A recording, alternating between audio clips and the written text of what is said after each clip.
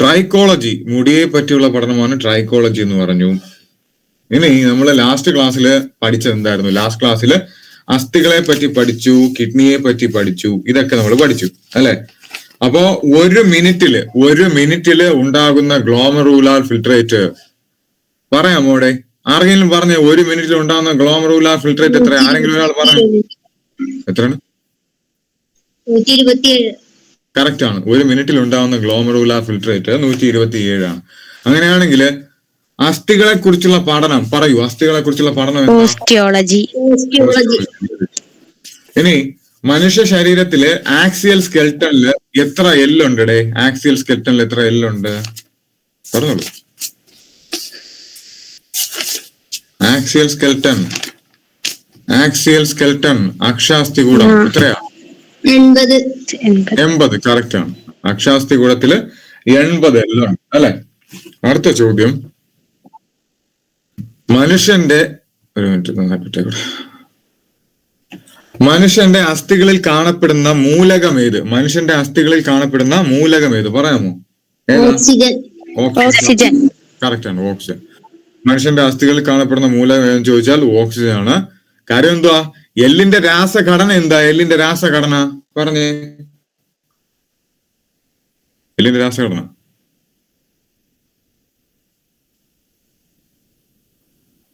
എല്ലിന്റെ രാസഘടന calcium phosphate. Okay, എല്ലിന്റെ രാസഘടന calcium phosphate ആണ് അല്ലെ? എല്ലിന്റെ രാസഘടന കാൽസ്യം ഫോസ്ഫേറ്റ് ആണ്. കിഡ്നി സ്റ്റോൺ ആണ് എന്ത്? Calcium oxalate. Kidney stone calcium oxalate.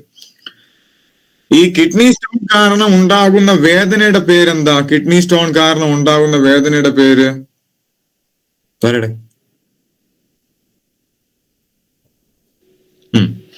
Kidney stone കാരണം ഉണ്ടാകുന്ന വേദനയുടെ പേരാണ് റെനൽ കോളിക്. കിഡ്നി സ്റ്റോൺ കാരണം ഉണ്ടാകുന്ന വേദനയുടെ പേരാണ് റെനൽ കോളിക് അല്ലെ? കിഡ്നി സ്റ്റോൺ കാരണം ഉണ്ടാകുന്ന വേദനയുടെ പേര് റെനൽ കോളിക്. കിഡ്നി സെക്രീറ്റ് ചെയ്യുന്ന എൻസൈമാണ് റെനിൻ. നമ്മൾ പറഞ്ഞു കിഡ്നി സെക്രീറ്റ് ചെയ്യുന്ന എൻസൈമാണ് റെനിൻ എന്ന് നമ്മൾ പറഞ്ഞു അല്ലെ? സമയം 9 ആയോടെ?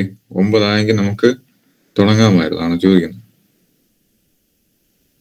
9 ആയോ? ഇല്ല, 8:56.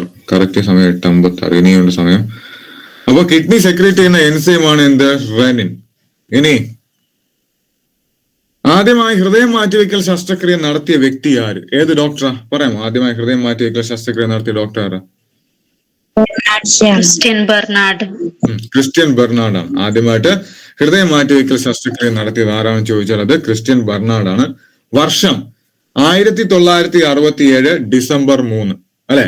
അപ്പോ ക്രിസ്ത്യൻ ബെർണാഡ് ആദ്യമായിട്ട് ഹൃദയം മാറ്റിവെക്കൽ ശസ്ത്രക്രിയ നടത്തിയത് ദക്ഷിണാഫ്രിക്കയിലെ ഗ്രൂട്ട് ഷൂർ ഹോസ്പിറ്റലിലാണ്. ക്രിസ്ത്യൻ ബെർണാഡ് ആദ്യമായി ഹൃദയം മാറ്റിവെക്കൽ ശസ്ത്രക്രിയ നടത്തിയത് ദക്ഷിണാഫ്രിക്കയിലെ ഗ്രൂട്ട് ഷൂർ ഹോസ്പിറ്റലിലാണ് 1967 ഡിസംബർ 3. അപ്പൊ ഇന്ത്യയിൽ ആദ്യമായി ഹൃദയം മാറ്റിവെക്കൽ ശസ്ത്രക്രിയ നടത്തിയ ഡോക്ടർ ആര്? പറയട്ടെ. ഡോക്ടർ വേണുഗോപാൽ. എവിടെയാണ്?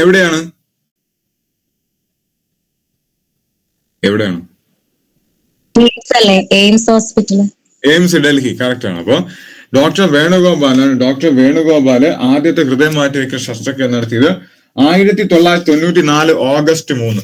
ഏതാണ്? 1994 ഓഗസ്റ്റ് 3. ആദ്യമായി ഹൃദയം മാറ്റിവെക്കൽ ശസ്ത്രക്രിയ ഇന്ത്യയിൽ നടന്നത് 1994 ഓഗസ്റ്റ് 3 എയിംസിലാണ് നടന്നത്. ആരാണ്? എയിംസിലാണ് നടന്നത്. ഓക്കെ, എയിംസില് നമ്മുടെ വേണുഗോപാൽ എന്ന് പറയുന്ന ഡോക്ടറാണ്.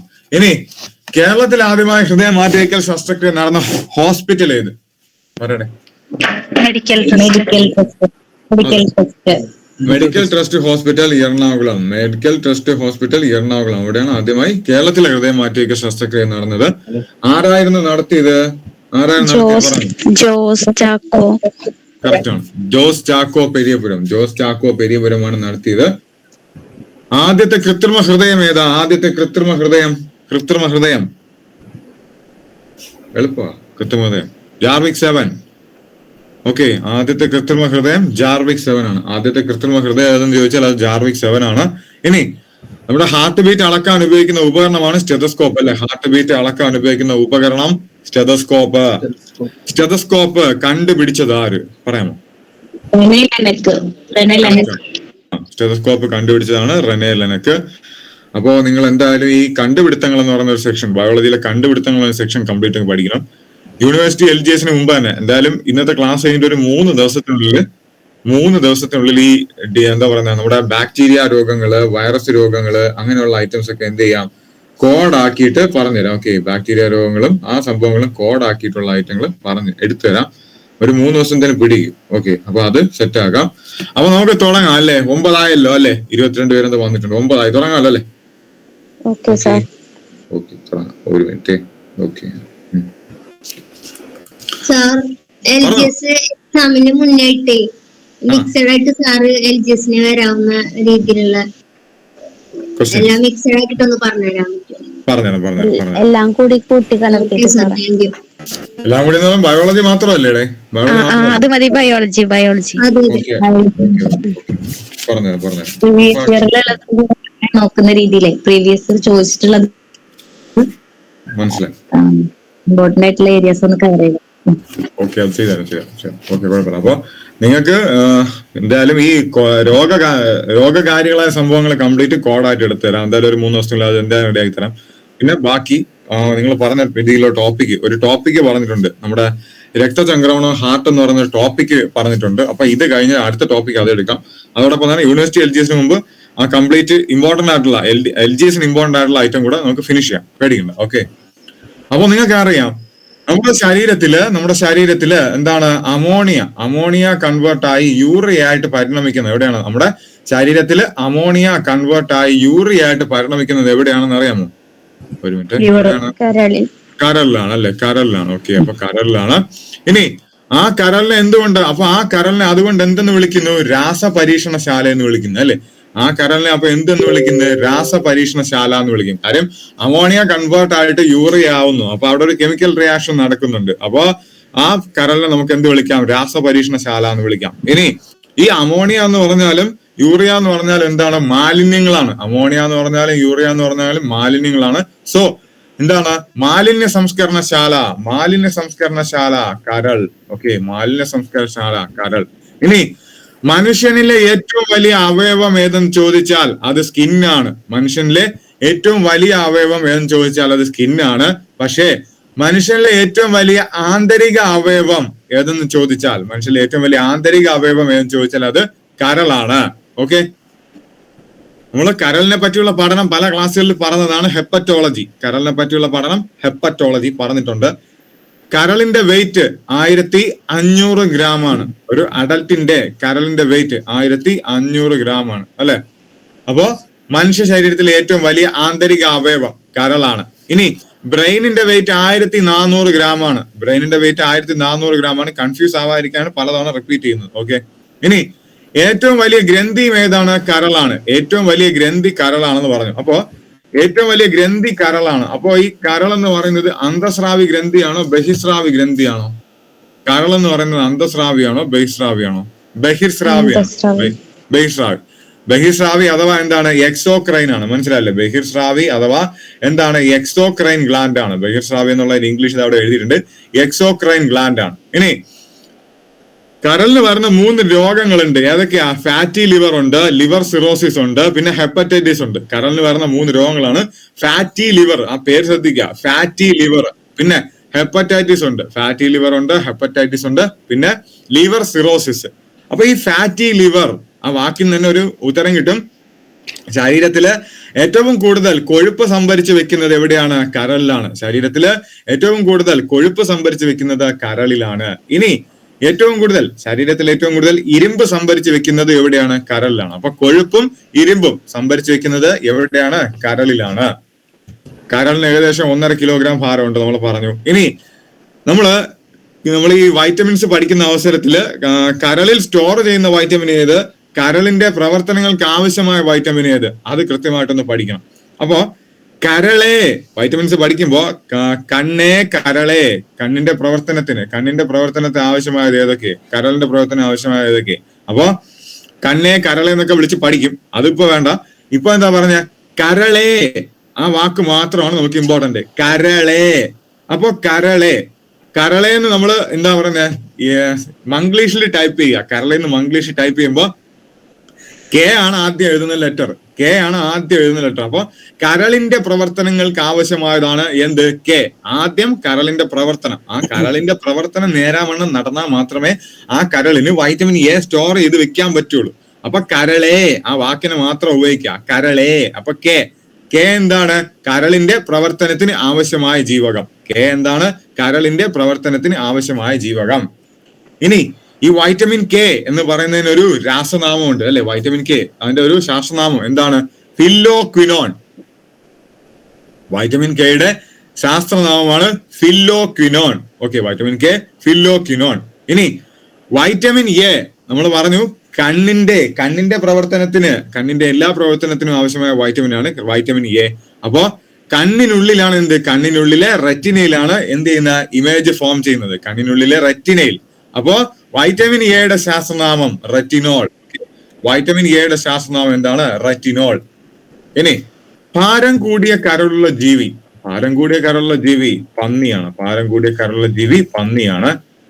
ഇനി ഈ ഫാറ്റി ലിവർ എന്ന് പറയുന്നത് അത് കരളിൽ കൊഴുപ്പടിഞ്ഞുകൂടി വരുന്നതെന്ന് പറയുന്നുണ്ട്. പക്ഷെ ഈ ഫാറ്റി ലിവർ കൂടുതലും നോൺ ആൽക്കഹോളിക് ഫാറ്റി ലിവർ വരുന്നുണ്ട്. നോൺ ആൽക്കഹോളിക് ഫാറ്റി ലിവർ വരാനുള്ള കാരണം എന്ന് പറഞ്ഞാല് കരളില് അധികമായിട്ട് എന്ത്? ഗ്ലൂക്കോസ്. കരളില് അധികമായിട്ട് അടിഞ്ഞുകൂടുന്ന ഗ്ലൂക്കോസ് ആണ്. മനസ്സിലായില്ലേ? കരളിൽ അധികമായിട്ട് അടിഞ്ഞുകൂടുന്ന ഗ്ലൂക്കോസ് ആണ്. അപ്പോ ആ ഗ്ലൂക്കോസിനെ ഗ്ലൈക്കോജനാക്കി സംഭരിക്കുന്നത് കരളിലാണ്. അപ്പോ ഓവറായിട്ട് ഈ ഗ്ലൂക്കോസ് അടിഞ്ഞുകൂടുന്ന അവസരത്തിലാണ് നോൺ ആൽക്കഹോളിക് ഫാറ്റി ലിവർ വരുന്നത്. അപ്പൊ അത് വെച്ച് കണക്ട് ചെയ്യുക. എന്താണ്? ഗ്ലൂക്കോസ് കരളിലാണ് അടിഞ്ഞുകൂടുന്നത്. അപ്പൊ ആ ഗ്ലൂക്കോസിനെ ഗ്ലൈക്കോജൻ എന്ന ഒരു ഫോമിലാക്കിയിട്ടാണ് ഇവിടെ കരളില് സംഭരിക്കുന്നത്. അതങ്ങ് പഠിച്ചു വെക്കുക. ഓക്കെ, അടുത്ത് കരൾ സ്രവിപ്പിക്കുന്ന രസമാണ് പിത്തരസം. കരൾ റിലീസ് ചെയ്യുന്ന എൻസൈമാണ് ഏത്? പിത്തരസം. ഓക്കെ, കരള് റിലീസ് ചെയ്യുന്ന എൻസൈമാണ് ഏത്? പിത്തരസം അല്ലെ? കരള് റിലീസ് ചെയ്യുന്ന എൻസൈമാണ് പിത്തരസം. ഒരു മിനിറ്റ്, കരൾ റിലീസ് ചെയ്യുന്ന എൻസൈം എന്ന് ചോദിച്ചാൽ അത് പിത്തരസം. ഇനി ഓക്കെ, കരൾ റിലീസ് ചെയ്യുന്ന എൻസൈമാണ് പിത്തരസം.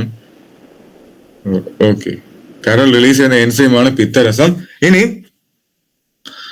കൊഴുപ്പിനെ വിഘടിപ്പിക്കാൻ സഹായിക്കുന്നത് പിത്തരസം. കൊഴുപ്പ്, ഫാറ്റിനെ വിഘടിപ്പിക്കാൻ സഹായിക്കുന്നത്. ഫാറ്റിനെ എന്ത് ചെയ്യും? ഫാറ്റിനെ ഇമൾസിഫൈ ചെയ്യും. ഫാറ്റിനെ വിഘടിപ്പിക്കും, അല്ലെങ്കിൽ ഫാറ്റിനെ ഇമൾസിഫൈ ചെയ്യും. അതാരാണ്? ഈ പിത്തരസമാണ്, ബൈല്. ഇനി പിത്തരസത്തിന്റെ ഇംഗ്ലീഷ് ബൈൽ എന്ന് നമ്മൾ പറഞ്ഞു. പിത്തരസത്തിന്റെ ഇംഗ്ലീഷ് ബൈല്. അപ്പോ ഈ ബൈലില് അടങ്ങിയിരിക്കുന്ന വർണ്ണവസ്തുക്കൾ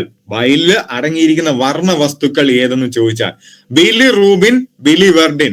ബൈലില് അടങ്ങിയിരിക്കുന്ന വർണ്ണവസ്തുക്കൾ ഏതാണ്? ബിലിറൂബിൻ, ബിലിവെർഡിൻ. ഇനി പിത്തരസത്തിന് മഞ്ഞ നിറം നൽകുന്ന വർണ്ണവസ്തു. ഈ പിത്തരസത്തിന് മഞ്ഞ നിറം ആണെന്ന് നമുക്ക് ഒരിക്കലും കൃത്യമായിട്ട് പറയാൻ പറ്റില്ല. ഒരു മഞ്ഞ കലർന്ന പച്ച നിറമാണ് പിത്തരസം. ഏറെക്കുറെ മഞ്ഞ കലർന്ന ഒരുതരം പച്ച നിറമാണ് ഈ പിത്തരസം. അപ്പോ ഓപ്ഷൻ ഉള്ളത് നോക്കി അങ്ങ് എഴുതുക. മഞ്ഞ കലർന്ന പച്ച കളറാണ് ഈ പിത്തരസം. ഓക്കെ, അപ്പോ പിത്തരസത്തിൽ അടങ്ങിയിരിക്കുന്നത് ബിലിവെർഡിൻ, ബിലിറൂബിൻ. പിത്തരസത്തിന് മഞ്ഞ നിറം നൽകുന്ന വർണ്ണവസ്തു ബിലിറൂബിൻ. പിത്തരസത്തിന് മഞ്ഞ നിറം അല്ലെങ്കിൽ പച്ച കലർന്ന മഞ്ഞ നിറം നൽകുന്ന വർണ്ണവസ്തു ഏത് എന്ന് ചോദിച്ചാൽ അതേതാണ്? ബിലിറൂബിനാണ്. അടുത്ത് പിത്തരസം സംഭരിക്കുന്നത് എവിടെയാണ്? പിത്തരസം സംഭരിക്കുന്നത് പിത്താശയത്തിലാണ്. പിത്തരസം എന്ന് പറയുന്ന എൻസൈമാണ്. അപ്പൊ അത് സംഭരിക്കുന്ന എവിടെയാണ്? പിത്താശയം അല്ലെങ്കിൽ ഗാൾ ബ്ലാഡർ. ഓക്കെ, ദെൻ പിത്തരസം രക്തത്തിൽ കലരുന്നത് മൂലം ഈ പിത്തരസം ആവശ്യമില്ലാതെ എന്ത് ചെയ്യും? രക്തത്തിലേക്ക് കലരും. ആ രക്തത്തിൽ കലർന്നിട്ട് രക്തത്തിൽ ഈ ബൈല് കൂടും അല്ലെ? അങ്ങനെ അത് ആവശ്യത്തിലധികം ഉണ്ടാവുന്നതാണ് എന്ത്? മഞ്ഞപ്പിത്തം അല്ലെങ്കിൽ ജോണ്ടിസ്. പിത്തരസം രക്തത്തിൽ കലരുന്നത് മൂലം ഉണ്ടാകുന്നതാണ് മഞ്ഞപ്പിത്തം അല്ലെങ്കിൽ ജോണ്ടിസ്. അടുത്ത ചോദ്യം നമ്മൾ പറഞ്ഞു ഏറ്റവും കൂടുതൽ ചൂട് ഉൽപ്പാദിപ്പിക്കുന്നത് കരളിലാണ് അല്ലെ? ഏറ്റവും കൂടുതൽ ചൂട് ഉൽപ്പാദിപ്പിക്കുന്നത് കരളിലാണ്. നമ്മുടെ ശരീരത്തിന്റെ രാസ പരീക്ഷണശാല എന്നറിയപ്പെടുന്നത് കരളാണ്. എല്ലാ മാലിന്യങ്ങളുടെയും മാലിന്യ സംസ്കരണശാല എന്നറിയപ്പെടുന്നത് കരളാണ്. അപ്പൊ ഈ പ്രോസസ് ഒക്കെ ഒരുപാട് വേഗത്തിൽ നടത്തണ്ടേ, അപ്പൊ അതിനകത്ത് എൻസൈംസ് ആവശ്യമാണ് അല്ലെ. ഈ എൻസൈംസ് എന്ന് പറഞ്ഞാല് നാച്ചുറൽ കാറ്റലിസ്റ്റുകളാണ്. അതായത് ഒരു രാസപരീക്ഷണം, ഒരു കെമിക്കൽ റിയാക്ഷൻ നടക്കുമ്പോൾ അത് വേഗത്തിലാക്കാൻ ആവശ്യമായവയാണ് കാറ്റലിസ്റ്റ് അല്ലെങ്കിൽ ഉൾപ്രേരകം അല്ലെ. കാറ്റലിസ്റ്റ് അല്ലെങ്കിൽ ഉൾപ്രേരകങ്ങൾ. അപ്പോ കാറ്റലിസ്റ്റ്, ഈ എൻസൈംസ് എന്ന് പറഞ്ഞാൽ എന്താണ്? എൻസൈംസ് എന്ന് പറഞ്ഞാൽ ബയോളജിക്കൽ കെമിക്കൽ റിയാക്ഷൻ നടക്കുമ്പോൾ അവിടെയുള്ള ഉൾപ്രേരകങ്ങളാണ്. അപ്പോ കരളാണ് രാസപരീക്ഷണശാല എന്ന് നമ്മൾ പറഞ്ഞു. ആ കരളിലെ രാസപരീക്ഷണങ്ങൾ വളരെ വേഗത്തിൽ നടക്കണമെങ്കിൽ അവിടെ എന്ത് ചെയ്യണം? ഒരുപാട് എൻസൈംസ് റിലീസ് ചെയ്യണം. മനസ്സിലായില്ലേ? അപ്പോ നമ്മൾ എന്താ മനസ്സിലാക്കേണ്ടത്? ഏറ്റവും കൂടുതൽ രാസാഗ്നികൾ, എന്താണ് രാസാഗ്നികൾ എന്ന് പറഞ്ഞാല്? നാച്ചുറൽ ആയിട്ടുള്ള കാറ്റലിസ്റ്റുകൾ. ആ നാച്ചുറൽ ആയിട്ടുള്ള കാറ്റലിസ്റ്റുകൾ റിലീസ് ചെയ്യുന്നത് ഏറ്റവും കൂടുതൽ രാസപരീക്ഷണശാല ഏറ്റവും കൂടുതൽ രാസപരീക്ഷണങ്ങൾ നടക്കുന്ന നമ്മുടെ രാസപരീക്ഷണശാല എന്നറിയപ്പെടുന്ന കരളിലാണ്. ഇനി അടുത്തത്, രക്തം കട്ട പിടിക്കാൻ സഹായിക്കുന്നത് ഫൈബ്രിനോജിൻ. രക്തം കട്ട പിടിക്കാൻ സഹായിക്കുന്ന എൻസൈം ഫൈബ്രിനോജിൻ ഇമ്പോർട്ടന്റ് ആണ്. രക്തം കട്ട പിടിക്കാൻ സഹായിക്കുന്ന എൻസൈം ഫൈബ്രിനോജിൻ. രക്തം കട്ട പിടിക്കുന്നത് തടയുന്നവ ഹെപ്പാരിൻ. രക്തം കട്ട പിടിക്കുന്നത് തടയുന്ന എൻസൈം ഹെപ്പാരിൻ. ഇവ രണ്ടും നിർമ്മിക്കുന്നത് ആരാണ്? നമ്മുടെ കരളാണ്. മനസ്സിലായില്ലേ? അപ്പൊ രക്തം കട്ട പിടിക്കുന്നത് തടയുന്നത് ആരാണ്? ഹെപ്പാരിൻ. രക്തം കട്ട പിടിക്കുന്നത് തടയുന്നത് ഹെപ്പാരിൻ. കട്ട പിടിക്കാൻ സഹായിക്കുന്നത് ഫൈബ്രിനോജിൻ. അടുത്തത് ആൽബൂമിൻ, ഫൈബ്രിനോജിൻ, പ്രോത്രോംബിൻ, കൊളസ്ട്രോൾ. ഇവയ്ക്ക് എന്താ? പ്രോട്ടീൻ ആണ്. Okay, albumin, fibrinogen, prothrombin, cholesterol മുതലായവ എന്താണ്? പ്രോട്ടീൻ ആണ്. ഈ പ്രോട്ടീന് നിർമ്മിക്കുന്നതും എവിടെയാണ്? കരളിലാണ്. ഈ പ്രോട്ടീൻ നിർമ്മിക്കുന്നത് എവിടെ തന്നെയാണ്? കരളിലാണ്. അങ്ങനെയാണെങ്കിൽ ഒരു ചോദ്യം, നമ്മുടെ ശരീരത്തിന് ആവശ്യമായ ഗുഡ് കൊളസ്ട്രോളിന്റെ പേരെന്ത്? നമ്മുടെ ശരീരത്തിന് ആവശ്യമായ നല്ല കൊളസ്ട്രോളിന്റെ പേരെന്ത്? ഒന്ന് പറയാമോ? ആരെങ്കിലും പറഞ്ഞു? LDL അല്ലേ സർ? LDL. LDL ആണോ HDL ആണോ? HDL അല്ലേ സർ? HDL ആണ് കറക്റ്റ്. ഓക്കെ, അപ്പോ നമ്മുടെ ഹൃദയത്തിന് ആവശ്യമായ ഗുഡ് കൊളസ്ട്രോൾ ആണ് HDL. ഓക്കെ, HDLന്റെ എക്സ്പാൻഷൻ ഹൈ ഡെൻസിറ്റി ലിപ്പോപ്രോട്ടീൻ. HDLന്റെ എക്സ്പാൻഷൻ ആണ് ഹൈ ഡെൻസിറ്റി ലിപ്പോപ്രോട്ടീൻ. അപ്പൊ നമ്മുടെ ശരീരത്തിന് ആവശ്യമായ good cholesterol HDL cholesterol, high density lipoprotein. LDL എന്ന് പറഞ്ഞാൽ ബാഡ് കൊളസ്ട്രോൾ ആണ്. LDL bad cholesterol, low density lipoprotein. ഇനി നമ്മുടെ ലിവറിന്റെ 3 ഡിസീസസ് പറഞ്ഞു. ഏതൊക്കെയാ? ഫാറ്റി ലിവർ പറഞ്ഞു, ഹെപ്പറ്റൈറ്റിസ് പറഞ്ഞു, സിറോസിസ് പറഞ്ഞു. ഇനി അടുത്ത് എന്താണ്?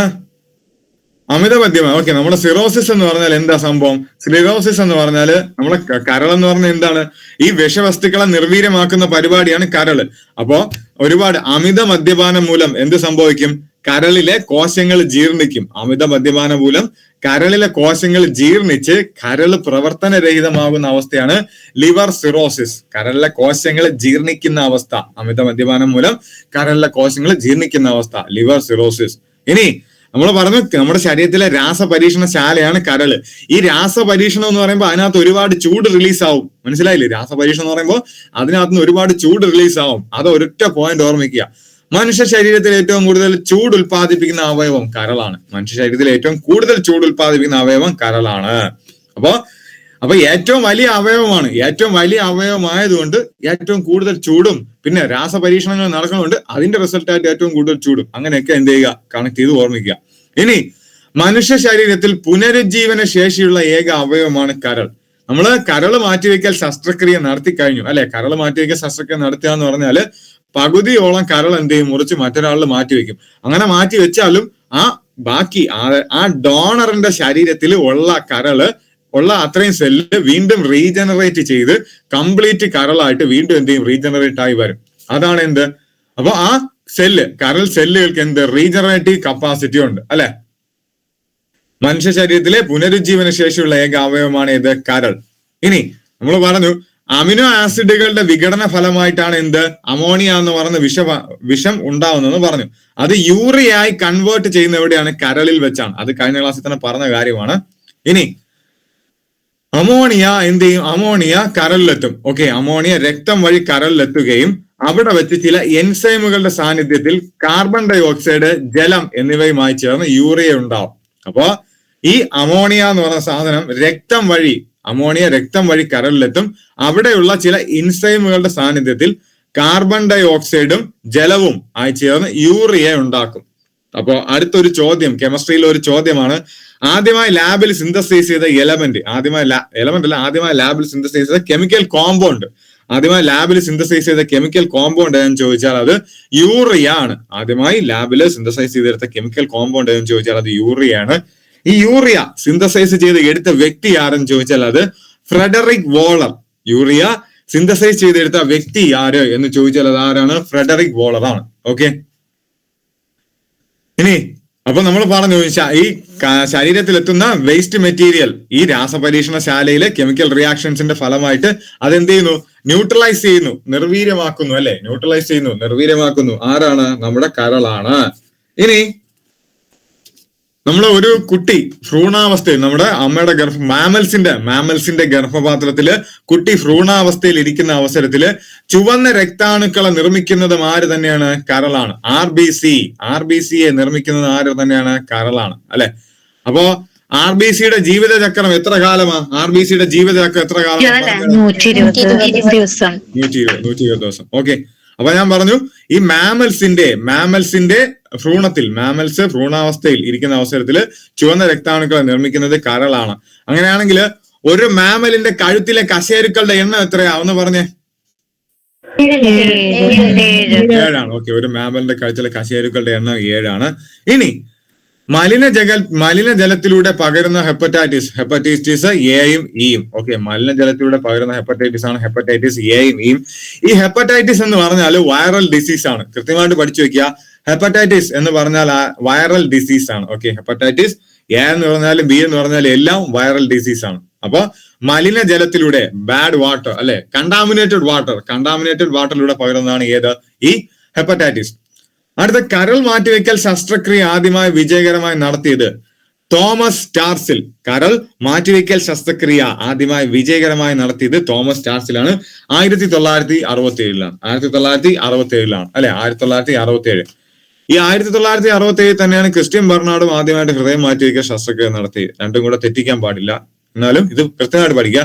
അപ്പോ ആദ്യമായിട്ട് കരൾ മാറ്റിവെക്കൽ ശസ്ത്രക്രിയ വിജയകരമായി നടത്തിയത് തോമസ് ചാർസിൽ 1967.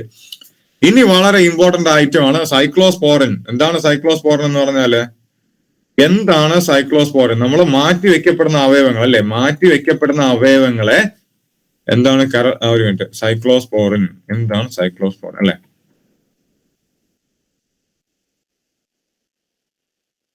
സൈക്ലോസ്പോറിൻ എന്ന് പറഞ്ഞാൽ എന്താണ്? മാറ്റിവെക്കപ്പെടുന്ന അവയവങ്ങളെ ശരീരം തിരസ്കരിക്കുന്നത്. ശരീരം എന്ത് ചെയ്യും? റിജക്ട് ചെയ്യും. അങ്ങനെ റിജക്ട് ചെയ്യുന്നത് തടയാൻ കണ്ടെത്തിയ ഔഷധമാണ് സൈക്ലോസ്പോറിൻ. ഈ സൈക്ലോസ്പോറിൻ അടുത്തിടെ യാതൊരു എക്സാമിന് ചോദിച്ചിട്ടുണ്ടായിരുന്നു. മാച്ച് ദ ഫോളോയിങ്ങിലാണ് ഈ സൈക്ലോസ്പോറിൻ വന്നത്. അത് ഡിഗ്രിയുടെ യാതൊരു മെയിൻ എക്സാമിന് ചോദിച്ച ഐറ്റമാണ് ഈ സൈക്ലോസ്പോറിൻ. അതുകൊണ്ട് കൃത്യമായി പഠിക്കുക. സൈക്ലോസ്പോറിൻ എന്ന് പറഞ്ഞാൽ എന്താണ്?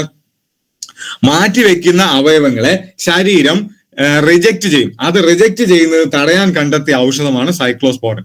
So cyclosporine is an immunosuppressive agent used to treat organ rejection. Okay, cyclosporine എന്തിനാണ് യൂസ് ചെയ്യുന്നത്? ഓർഗൻ റിജക്ഷനെ എതിരെ ഉപയോഗിക്കുന്ന ഒരു മെഡിസിൻ ആണ് ഈ സൈക്ലോസ്പോറിൻ എന്ന് പറയുന്ന സംഭവം. Okay, cyclosporin. ഇനി അടുത്ത് അത് നമ്മൾ ലാസ്റ്റ് ക്ലാസ്സിൽ പറഞ്ഞ കാര്യമാണ്. മനുഷ്യന് മൊത്തം 4 വിസർജന അവയവങ്ങളുണ്ട്. മനുഷ്യന് മൊത്തം എത്രയുണ്ട്? 4 വിസർജന അവയവങ്ങളുണ്ട്. ഏതൊക്കെയാണ്? സ്കിൻ ഉണ്ട്, ലങ്സ് ഉണ്ട്, കിഡ്നി ഉണ്ട്, പിന്നെ കരളുണ്ട്. മനുഷ്യനിലെ പ്രധാന വിസർജന അവയവം കിഡ്നിയാണ്. മൊത്തം 4 വിസർജന അവയവങ്ങളുണ്ട്. ഓക്കെ, അപ്പോ യൂറിയ ആയിട്ടാണ് മനുഷ്യന്റെ വിസർജന അവയവം കിഡ്നിയിലൂടെ യൂറിനിലൂടെ പുറത്തു പോകുന്നത്. ഓക്കെ, യൂറിയ എന്ത് ചെയ്യും? നമ്മുടെ യൂറിനിലൂടെ പുറത്തു പോകും. സ്കിന്നിലൂടെ വെള്ളവും ലവണങ്ങളും പോകുന്നുണ്ട്. ശ്വാസകോശത്തിലൂടെ കാർബൺ ഡൈ ഓക്സൈഡ് എക്സ്ക്രീറ്റ് ചെയ്യുന്നുണ്ട്. ഇനി നമുക്ക് ജസ്റ്റ് അതിനകത്തുള്ള ബാക്കി കാര്യങ്ങൾ നോക്കണം. ഓക്കെ, ലിവർ മൊത്തം എത്ര ലോബാണ്? PSC ചോദിച്ചിട്ടില്ല. സെൻട്രൽ ഗവൺമെന്റ് എക്സാംസിനൊക്കെ ചോദിച്ചിട്ടുണ്ട് ലിവർ മൊത്തം എത്ര ലോബാണ് ചോദിച്ചാൽ ലിവർ എത്ര ലോബാണ്? 4 ലോബാണ്. ഓക്കെ, ലിവർ 4 ലോബാണ്. ലിവർ എത്രയാ? 4 ലോബ് ഉണ്ട്. ഓക്കെ, ഒരു സെക്കൻഡ്, ഇതോടെ പോയി. ലിവർ എത്രയുണ്ട്? 4 ലോബുകളാണ്. Okay, liver has 4 lobes, right, left, caudate and quadrate. Liver has 4 lobes. അത്രേ ഉള്ളൂ ഇമ്പോർട്ടന്റ് ആയിട്ടുള്ള ഐറ്റം. ഇനി നമുക്ക് ആ എക്സോക്രൈൻ എൻഡോക്രൈൻ എന്തൊക്കെയാണെന്ന് ജസ്റ്റ് അറിഞ്ഞിരിക്കാം. എക്സോക്രൈൻ എന്തെന്ന് പറഞ്ഞാൽ, എക്സോക്രൈൻ എന്താണ്? ഈ ഹോർമോൺ ഗ്ലാൻഡുകളെല്ലാം ഹോർമോൺ സെക്രീറ്റ് ചെയ്യുന്ന സംഭവങ്ങളാണ്. എക്സോക്രൈൻ എന്ന് പറഞ്ഞാൽ എന്താണ് സെക്രീറ്റ് ചെയ്യുന്നത്? These are those that secrete substances on the body surface through a duct. ഒരു ഡക്റ്റിലൂടെ ബോഡി സർഫസിലേക്ക് സെക്രീറ്റ് ചെയ്യുന്നവയാണ്, ബോഡി സർഫസിലേക്ക് ഹോർമോൺ സെക്രീറ്റ് ചെയ്യുന്നവയാണ് എക്സോക്രൈൻ ഗ്ലാൻഡ്. നമ്മുടെ ശരീരത്തിൽ എന്തുണ്ട്? ഈ എന്താണുള്ളത്? നമ്മുടെ ശരീരത്തിൽ നമ്മുടെ വായ്ക്കകത്ത് പരോട്ടിഡ് ഗ്ലാൻസ് ഉണ്ട്. പരോട്ടിഡ് ഗ്ലാൻസ് എന്ന് പറഞ്ഞാൽ സലൈവറി ഗ്ലാൻസ് ആണ്. മനസ്സിലായില്ലേ? സലൈവറി ഗ്ലാൻസ് ആണ്. ഇത് ഡക്റ്റ് വഴിയാണ് എന്ത് സലൈവ സെക്രീറ്റ് ചെയ്യുന്നത്. അപ്പൊ സലൈവറി ഗ്ലാൻസ് എന്താണ്? എക്സോക്രൈൻ ഗ്ലാൻഡ് ആണ്. അതുപോലെ തന്നെ ഈ ലിവർ എന്താണ്? ബൈലാണ് സെക്രീറ്റ് ചെയ്യുന്നത്. അതെന്താണ്? എക്സോക്രൈൻ ഗ്ലാൻഡ് ആണ്. അപ്പൊ എന്താണ് എൻഡോക്രൈൻ ഗ്ലാൻഡ്? അത് നോക്കി പോണം അല്ലെ. എന്താണ് എൻഡോക്രൈൻ ഗ്ലാൻഡ്? എൻഡോക്രൈൻ ഗ്ലാൻഡ് എന്ന് പറഞ്ഞാല് ഡയറക്റ്റ് ബ്ലഡിലേക്ക്. എൻഡോക്രൈൻ ഗ്ലാൻഡ് എന്ന് പറഞ്ഞാല് അവര് ഡക്റ്റിലസ് ഗ്ലാൻഡ് ആണ്. മനസ്സിലായില്ലേ? എൻഡോക്രൈൻ ഗ്ലാൻഡ് അത് ഓർമ്മിക്കുക. ഈ എൻഡോക്രൈൻ എന്ന് പറയുമ്പോൾ അവിടെ ഒരു ഡി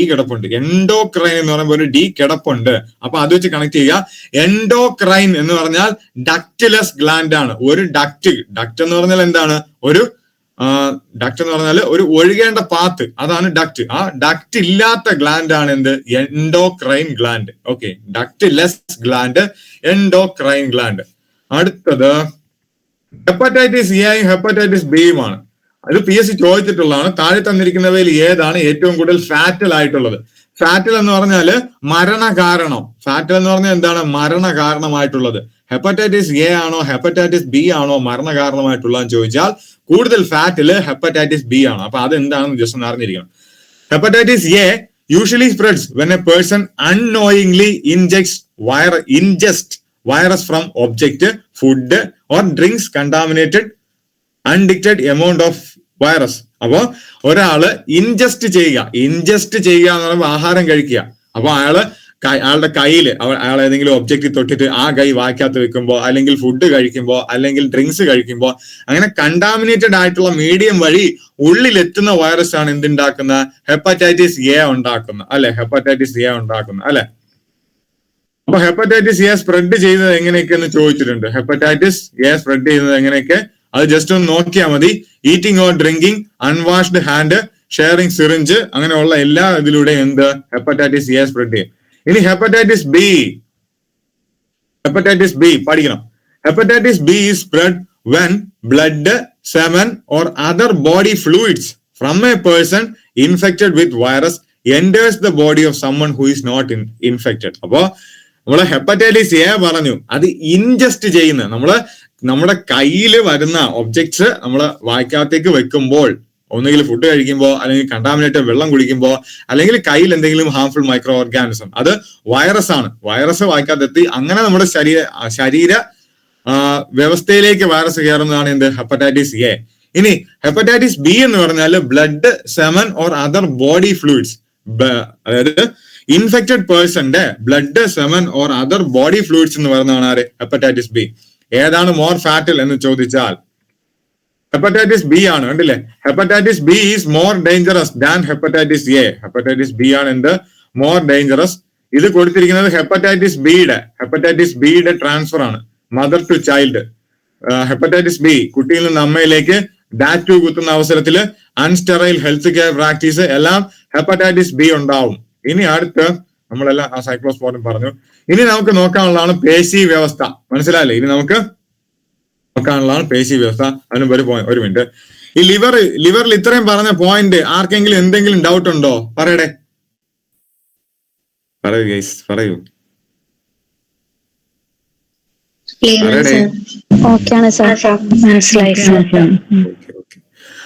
അപ്പൊ നമുക്ക് പേശി വ്യവസ്ഥ പഠിക്കാം. പേശി വ്യവസ്ഥ അല്ലെങ്കിൽ മസ്കുലാർ സിസ്റ്റം. പേശി വ്യവസ്ഥ അല്ലെങ്കിൽ എന്താണ് മസ്കുലാർ സിസ്റ്റം. അപ്പൊ ആദ്യമേ ഞാൻ ഒരു കാര്യം പറയാം.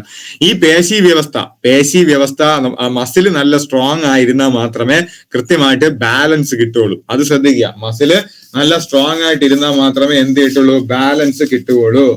അപ്പോ വളരെ ഇമ്പോർട്ടന്റ് ആണ് പേശികൾ എന്നുള്ള സാധനം. ഒരു മാർക്ക് അതിനകത്തുനിന്നും ഉണ്ട്. മനസ്സിലായില്ലേ? മനുഷ്യന്റെ ചലനം സാധ്യമാക്കുന്നത് പേശികളാണ്, അറിയാം. ഇനി മയോഫൈബ്രിൽ എന്ന തന്തുക്കൾ ചേർന്നിട്ടാണ് എന്തുണ്ടാവുന്ന പേശികൾ രൂപം കൊള്ളുന്നത്. മയോഫൈബ്രിൽസ് ചേർന്നിട്ടാണ് പേശികൾ ഉണ്ടാവുന്നത്. ഈ മസിൽസിനെ കുറിച്ചുള്ള പഠനമാണ് മയോളജി. മസിൽസിനെ കുറിച്ചുള്ള പഠനം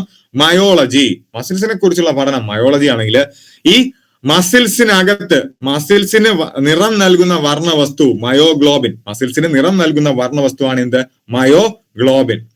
ഇനി പേശികലയുടെ അടിസ്ഥാന ഘടകം പേശികോശം. ഏതൊരു ജീവനുള്ള വസ്തുവിന്റെ അടിസ്ഥാന ഘടകം കോശം. അപ്പൊ പേശികലയുടെ അടിസ്ഥാന ഘടകം പേശികോശം. അത്രേ ഉള്ളൂ, സിമ്പിൾ ആണ്. പേശികോശങ്ങളുടെ ഉൽപ്പത്തി, എന്തിന്റെങ്കിലും ഒരു ഉൽപ്പത്തി ചോദിച്ചാൽ ആ വാക്കിനോടൊപ്പം ജനസിസ് എന്ന് ചേർക്കുക. അപ്പൊ ഇവിടെ പേശികോശങ്ങളുടെ ഉൽപ്പത്തി എന്തെന്ന് ചോദിച്ചാൽ എന്താണ്, മയോജനസിസ് ആണ്. മയോജനസിസ്. ഇനി പ്രധാന മയോഫിലമെന്റുകൾ ആക്റ്റിനും മയോസിനും. അപ്പോ ഈ മയോഫൈബ്രിൽ അല്ലെങ്കിൽ മയോഫിലമെന്റ് എന്തുകൊണ്ടാണ് ഫോം ചെയ്തിരിക്കുന്നത് ചോദിക്കും. ആക്റ്റിനും മയോസിനും. ഇനി അടുത്ത PSCയുടെ ഇഷ്ട ചോദ്യമാണ് മനുഷ്യ ശരീരത്തിലെ പേശികളുടെ എണ്ണം. LGS ലെവലിന് ചോദിക്കാൻ പറ്റിയ ഒരു ചോദ്യമാണ്. പക്ഷെ ഇതിലും വലിയ ചോദ്യങ്ങൾ എക്സ്പെക്ട് ചെയ്താണ് LGSന് പോവാൻ. അപ്പോ മനുഷ്യ ശരീരത്തിലെ പേശികളുടെ എണ്ണം 639 ആണ്. മനുഷ്യ ശരീരത്തിലെ പേശികളുടെ എണ്ണം 630.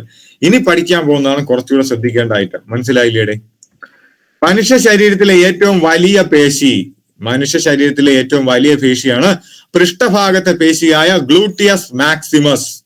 അപ്പൊ ഈ പേര് ഗ്ലൂട്ടിയസ് മാക്സിമസ് എന്ന് പറയുമ്പോൾ തന്നെ നമുക്ക് കിട്ടും ഏറ്റവും വലിയ പേശി, അതുകൊണ്ട് മാക്സിമം. ഏറ്റവും വലിയ പേശി, അതുകൊണ്ട് മാക്സിമം. അപ്പൊ വലിയ പേശി ഗ്ലൂട്ടിയസ് മാക്സിമസ് ആണ്. ഇനി നമ്മൾ പറഞ്ഞു മനുഷ്യ ശരീരത്തിലെ ഏറ്റവും ചെറിയ അസ്ഥി ഏതാ? പറയട്ടെ, ചെറിയ അസ്ഥി ഏതാ? സ്റ്റേപ്പിസ്. കറക്റ്റ് ആണ്. അപ്പൊ മനുഷ്യത്തിൽ ഏറ്റവും ചെറിയ അസ്ഥിയാണ് സ്റ്റേപ്പിസ്. ആ സ്റ്റേപ്പിസിനെ കണക്ട് ചെയ്തിരിക്കുന്ന, ആ സ്റ്റേപ്പിസിന്റെ പുറത്തിരിക്കുന്ന മസിലാണ് സ്റ്റേപ്പീഡിയസ്. അപ്പോ ഏറ്റവും ചെറിയ അസ്ഥിയുടെ പുറത്തിരിക്കുന്ന മസിലായ ഏറ്റവും ചെറിയ മസിലാണ് സ്റ്റേപ്പീഡിയസ്. ഓക്കെ, അത് ഓക്കെയാണ്. ഇനി അടുത്തത് നമ്മുടെ ശരീരത്തിൽ ഏറ്റവും നീളം കൂടിയ എല്ലാണ് ഏത്? ഫീമർ അല്ലെ? നമ്മുടെ ശരീരത്തിലെ ഏറ്റവും നീളം കൂടിയ എല്ലാണ് ഫീമർ അല്ലെങ്കിൽ തുടയെല്ല് അല്ലെ? എല്ലാണ് ഫീമർ അല്ലെങ്കിൽ തുടയെല്ല്. ആ തുടയെല്ലില് ഉള്ള മസിലാണ് ആര്? സാർട്ടോറിയസ്. തുടയെല്ലിലുള്ള മസിലാണ് ആര്? സാർട്ടോറിയസ്. അടുത്ത ചോദ്യം, എല്ലിനെയും തമ്മിൽ കണക്ട് ചെയ്യാൻ ഉപയോഗിക്കുന്ന ആ ഒരു തന്തുവിന്റെ പേരെന്താ? പറഞ്ഞേ.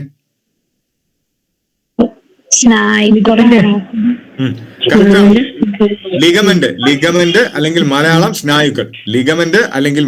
സ്നായുക്കൾ. ഓക്കെ, അപ്പോ നമ്മൾ അന്ന് പറഞ്ഞായിരുന്നു എല്ല് ലിഗമെന്റ്, 3 എല്ലുകൾ വെച്ച് ഇങ്ങനെ കണക്ട് ചെയ്ത് വെക്കുക, ലിഗമെന്റ്. ഓക്കെ, അടുത്ത് മനുഷ്യ ശരീരത്തിലെ ഏറ്റവും ബലിഷ്ഠമായ പേശിയാണ് മാസറ്റം.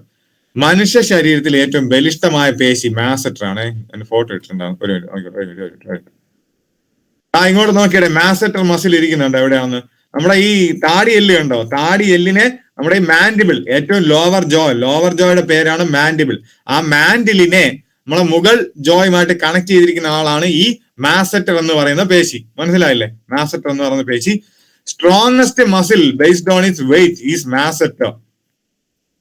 With all the muscles of the jaw working together, it can close the teeth with a force as great as 55 pounds. അപ്പോ എന്താണ് സംഭവം? വേറൊന്നുമില്ല, ഈ മാസറ്റർ എന്ന് പറയുന്നത് അത്രയേറെ പവർ കൊടുത്തിട്ടാണ് എന്ത് ചെയ്യുന്ന ഓരോ സാധനങ്ങളെയും കടിച്ചു പൊട്ടിക്കാനൊക്കെ ഹെൽപ്പ് ചെയ്യുന്നത്. അപ്പോ ശരീരത്തിലെ ഏറ്റവും ബലിഷ്ഠമായ പേശി എന്ന് ചോദിച്ചാൽ അത് മാസറ്റർ ആണ്. പക്ഷേ മുൻപ് PSC മാർക്ക് കൊടുത്തിരുന്നത് ഗർഭാശയ പേശി എന്ന ഉത്തരത്തിനായിരുന്നു. മനസ്സിലായില്ലേ? അപ്പോ ഇതുവരെ PSC ചോദിച്ചിരുന്ന ചോദ്യങ്ങൾക്കെല്ലാം ഈ ശരീരത്തിലെ ഏറ്റവും ബലിഷ്ഠമായ പേശി എന്നുള്ള ചോദ്യം PSC ചോദിച്ചാൽ അതിന്റെ ഉത്തരമായിട്ട് ഇതുവരെയും ഗർഭാശയ പേശിയാണ് അവര് മാർക്ക് കൊടുത്തിരുന്നത്. പക്ഷേ ശരി ഉത്തരം ഏതെന്ന് ചോദിച്ചാൽ അത് മാസറ്റർ ആണ്. നമ്മൾ പറഞ്ഞു മാസറ്റർ വളരെ ശക്തിയേറിയ പേശിയാണ്. നമ്മള് വായിക്കാത്തിന്റെ എന്തും കടിച്ചു പൊട്ടിക്കാൻ വരെ സഹായിക്കുന്നത് ഈ മാസറ്റർ എന്ന് പറയുന്ന പേശിയാണ് അല്ലെ? അപ്പൊ അതുകൊണ്ട് അതൊന്ന് ശ്രദ്ധിക്കുക. ഓപ്ഷൻ നോക്കുക.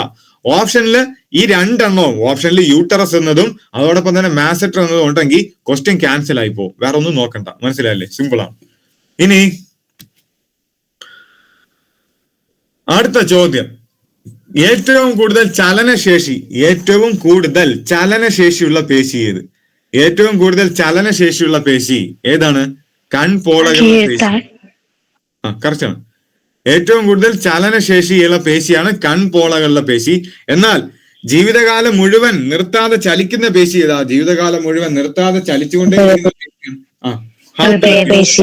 ഹൃദയപേശി. ജീവിതകാലം മുഴുവൻ നിർത്താതെ ജോലി ചെയ്യുന്ന പേശിയാണ് ഹൃദയപേശി. അപ്പോ നമ്മുടെ ശരീരത്തിലെ ഏറ്റവും കൂടുതൽ ചലനശേഷിയുള്ള പേശി കൺപോളകളുടെ പേശി. ഇനി അടുത്ത് വളരെ ഇമ്പോർട്ടന്റ് ആണ്. നമ്മള് നമ്മളെ ഇതിനു മുമ്പ് ഒരു കാര്യം പറയാം. നമ്മുടെ ട്രക്കിയായില് ഫുഡ് വരും. ആ ഫുഡ് ലങ്സിലേക്ക് കടക്കാതെ സഹായിക്കുന്ന ആളിന്റെ പേരെന്താ? ആരുടെ? കറക്റ്റ് ആണ്. എപ്പിഗ്ലോട്ടിസ് ആണോ എന്ന ചോദ്യത്തിന് പ്രസക്തിയില്ല. എപ്പിഗ്ലോട്ടിസ് ആണ്. എപ്പിഗ്ലോട്ടിസിന്റെ മലയാളം ക്ലോമപിത്താനം. അപ്പോ നമ്മുടെ ട്രക്കിയ അല്ലെങ്കിൽ ഫുഡ് പൈപ്പിലൂടെ ഫുഡ് വരുന്നു. ആ ഫുഡ് ലങ്സിലേക്ക് കടക്കാതെ അല്ലെങ്കിൽ ആ ബ്രോങ്കിയോൾസിലേക്ക് കടക്കാതെ സഹായിക്കുന്ന മസിൽ പേശി. സഹായിക്കുന്ന മസിൽ പേശിയാണ് ആര്? എപ്പിഗ്ലോട്ടിസ് അല്ലെങ്കിൽ ക്ലോമപിതാനം. ഇനി ഇവിടെ നമുക്ക് പഠിക്കാനുള്ള ഐറ്റം ഇതല്ല. Sphincter muscle. എന്താണ് സ്പിങ്ക്ടർ മസിൽ? ഓക്കെ, എന്താണ് സ്പിങ്ക്ടർ മസിൽ? ആമാശയത്തിൽ നിന്ന് ആഹാരം പക്വാശയത്തിലേക്ക് പ്രവേശിക്കുന്നത്. ആമാശയം എന്ന് നമ്മുടെ സ്റ്റൊമക്ക്. ആ സ്റ്റൊമക്കിൽ നിന്ന് പക്വാശയത്തിലേക്ക് പ്രവേശിക്കുന്നത് നിയന്ത്രിക്കുന്ന മസിലാണ് സ്പിങ്ക്ടർ മസിൽ. അപ്പോ ഈ എപ്പിഗ്ലോട്ടിസ് എന്താണ് ഫംഗ്ഷൻ എന്ന് കൃത്യമായിട്ട് പഠിച്ചു വെക്കുക. എപ്പിഗ്ലോട്ടിസ് ആണ് കൂടുതൽ തവണ PSC ചോദിച്ചത്. പക്ഷെ അത് കൃത്യമായിട്ട് പഠിച്ചു വെക്കുന്നതോടൊപ്പം തന്നെ ഈ സ്പിങ്ക്ടർ മസിലിന്റെ ഫംഗ്ഷനും പഠിച്ചു വെക്കുക. സ്പിങ്ക്ടർ മസിൽ എന്ന് പറഞ്ഞാൽ ആമാശയം, വയറിൽ നിന്ന് പക്വാശയത്തിലേക്ക്, ആഹാരം ആമാശയത്തിൽ നിന്ന് പക്വാശയത്തിലേക്ക് പാതി ദഹിച്ച ആഹാരം പ്രവേശിക്കുന്നത് തടയുന്നതാണ് ആര്? ഈ സ്പിങ്ക്ടർ മസിൽ. അടുത്ത് നമ്മൾ ടെൻഡൻ നമ്മൾ ലിഗമെന്റ് പഠിച്ചു. ലിഗമെന്റ് എന്ന് പറഞ്ഞാൽ എല്ലിനെയും തമ്മിൽ കണക്ട് ചെയ്യുന്നതാണ് ലിഗമെന്റ് എന്ന് പഠിച്ചു. അപ്പൊ പിന്നെ എല്ലിനെയും മസിലിനെയും തമ്മിൽ കണക്ട് ചെയ്യുന്നത് ആരാണ്? ടെൻഡൻ. ഓക്കെ, എല്ലിനെയും മസിലിനെയും തമ്മിൽ കണക്ട് ചെയ്യുന്നത് ആരാണ്? ടെൻഡൻ ആണ്. ഇനി അടുത്ത ചോദ്യം നിങ്ങൾക്ക് എല്ലാവർക്കും അറിയാം. പേശികളില്ലാത്ത ശരീരത്തിലെ ഒരേ ഒരു അവയവം ശ്വാസകോശം. പേശികളില്ലാത്ത ശരീരത്തിലെ ഒരേ ഒരു അവയവം ശ്വാസകോശമാണ്. ഈ ശ്വാസകോശത്തെ പൊതിഞ്ഞു കാണുന്ന ഇരട്ട സ്തരമാണ് പ്ലൂറ. അപ്പോ ശ്വാസകോശത്തെ പറ്റിയുള്ള പഠനമാണ് പ്ലൂറോളജി. ഓക്കെ, പേശികളില്ലാത്ത അവയവം ലങ്സ് അല്ലെങ്കിൽ ശ്വാസകോശം. ഈ ലങ്സിനെ പൊതിഞ്ഞു കാണുന്ന ഇരട്ട സ്ഥലമാണ് പ്ലൂറ. അപ്പൊ ലങ്സിനെ പറ്റിയുള്ള പഠനം പ്ലൂറോളജി. അപ്പൊ ലങ്സിനെ പറ്റിയുള്ള പഠനം പ്ലൂറോളജി ആണെങ്കിൽ എന്താണ് പൾമനോളജി? പറയാമോ? എന്താണ് പൾമനോളജി? എനിബഡി?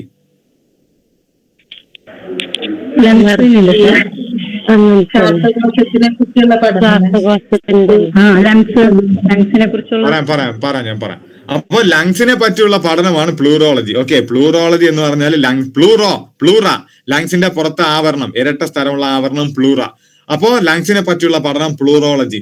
എന്നാൽ പൾമനോളജി എന്തെന്ന് ചോദിച്ചാല് ലങ്സിനെ പറ്റിയും പിന്നെ ലങ്സിനെ ബാധിക്കുന്ന രോഗങ്ങളെ പറ്റിയും ലങ്സിനെ ബാധിക്കുന്ന രോഗങ്ങളെ പറ്റിയുമുള്ള ആ രണ്ട് വാക്കുകളും കൂടെ ചേർത്തിട്ടുള്ള ലങ്സിനെ പറ്റിയും ലങ്സിനെ ബാധിക്കുന്ന രോഗങ്ങളെ പറ്റിയുമുള്ള പഠനമാണ് പൾമനോളജി. ഓക്കെ, ഇമ്പോർട്ടന്റ് ആണ് പ്ലൂറോളജി, പൾമനോളജി. ആ വ്യത്യാസം ഒന്ന് മനസ്സിലാക്കി വെക്കുക.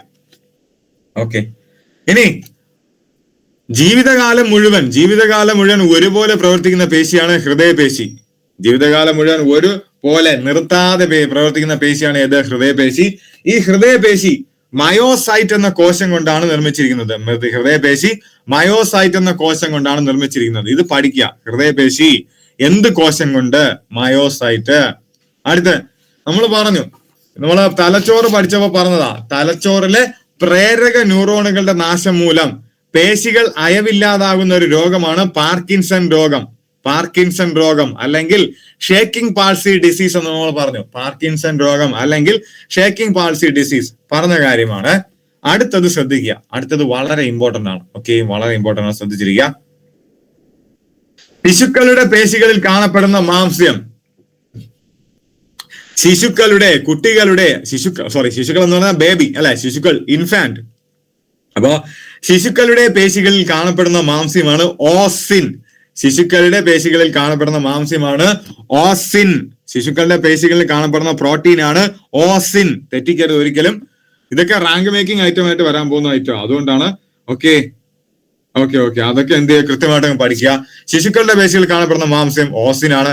ഇനി മരണശേഷം പേശികൾ ഉറച്ച് ദൃഢമാകുന്ന അവസ്ഥ. മരണശേഷം ഒരാൾ മരിച്ചു കഴിയുമ്പോൾ പേശികള് ഉറച്ചെന്ത് ചെയ്യും, ദൃഢമാകുന്നു, വടി പോലെ ആകുന്ന പ്രക്രിയ. എത്ര വലിച്ചാലും എന്ത് ചെയ്യില്ല, അത് നമുക്ക് എന്താ ഒരു രീതിയിലും നോർമലി ഉള്ള ഒരു എലാസ്റ്റിസിറ്റി കിട്ടില്ല.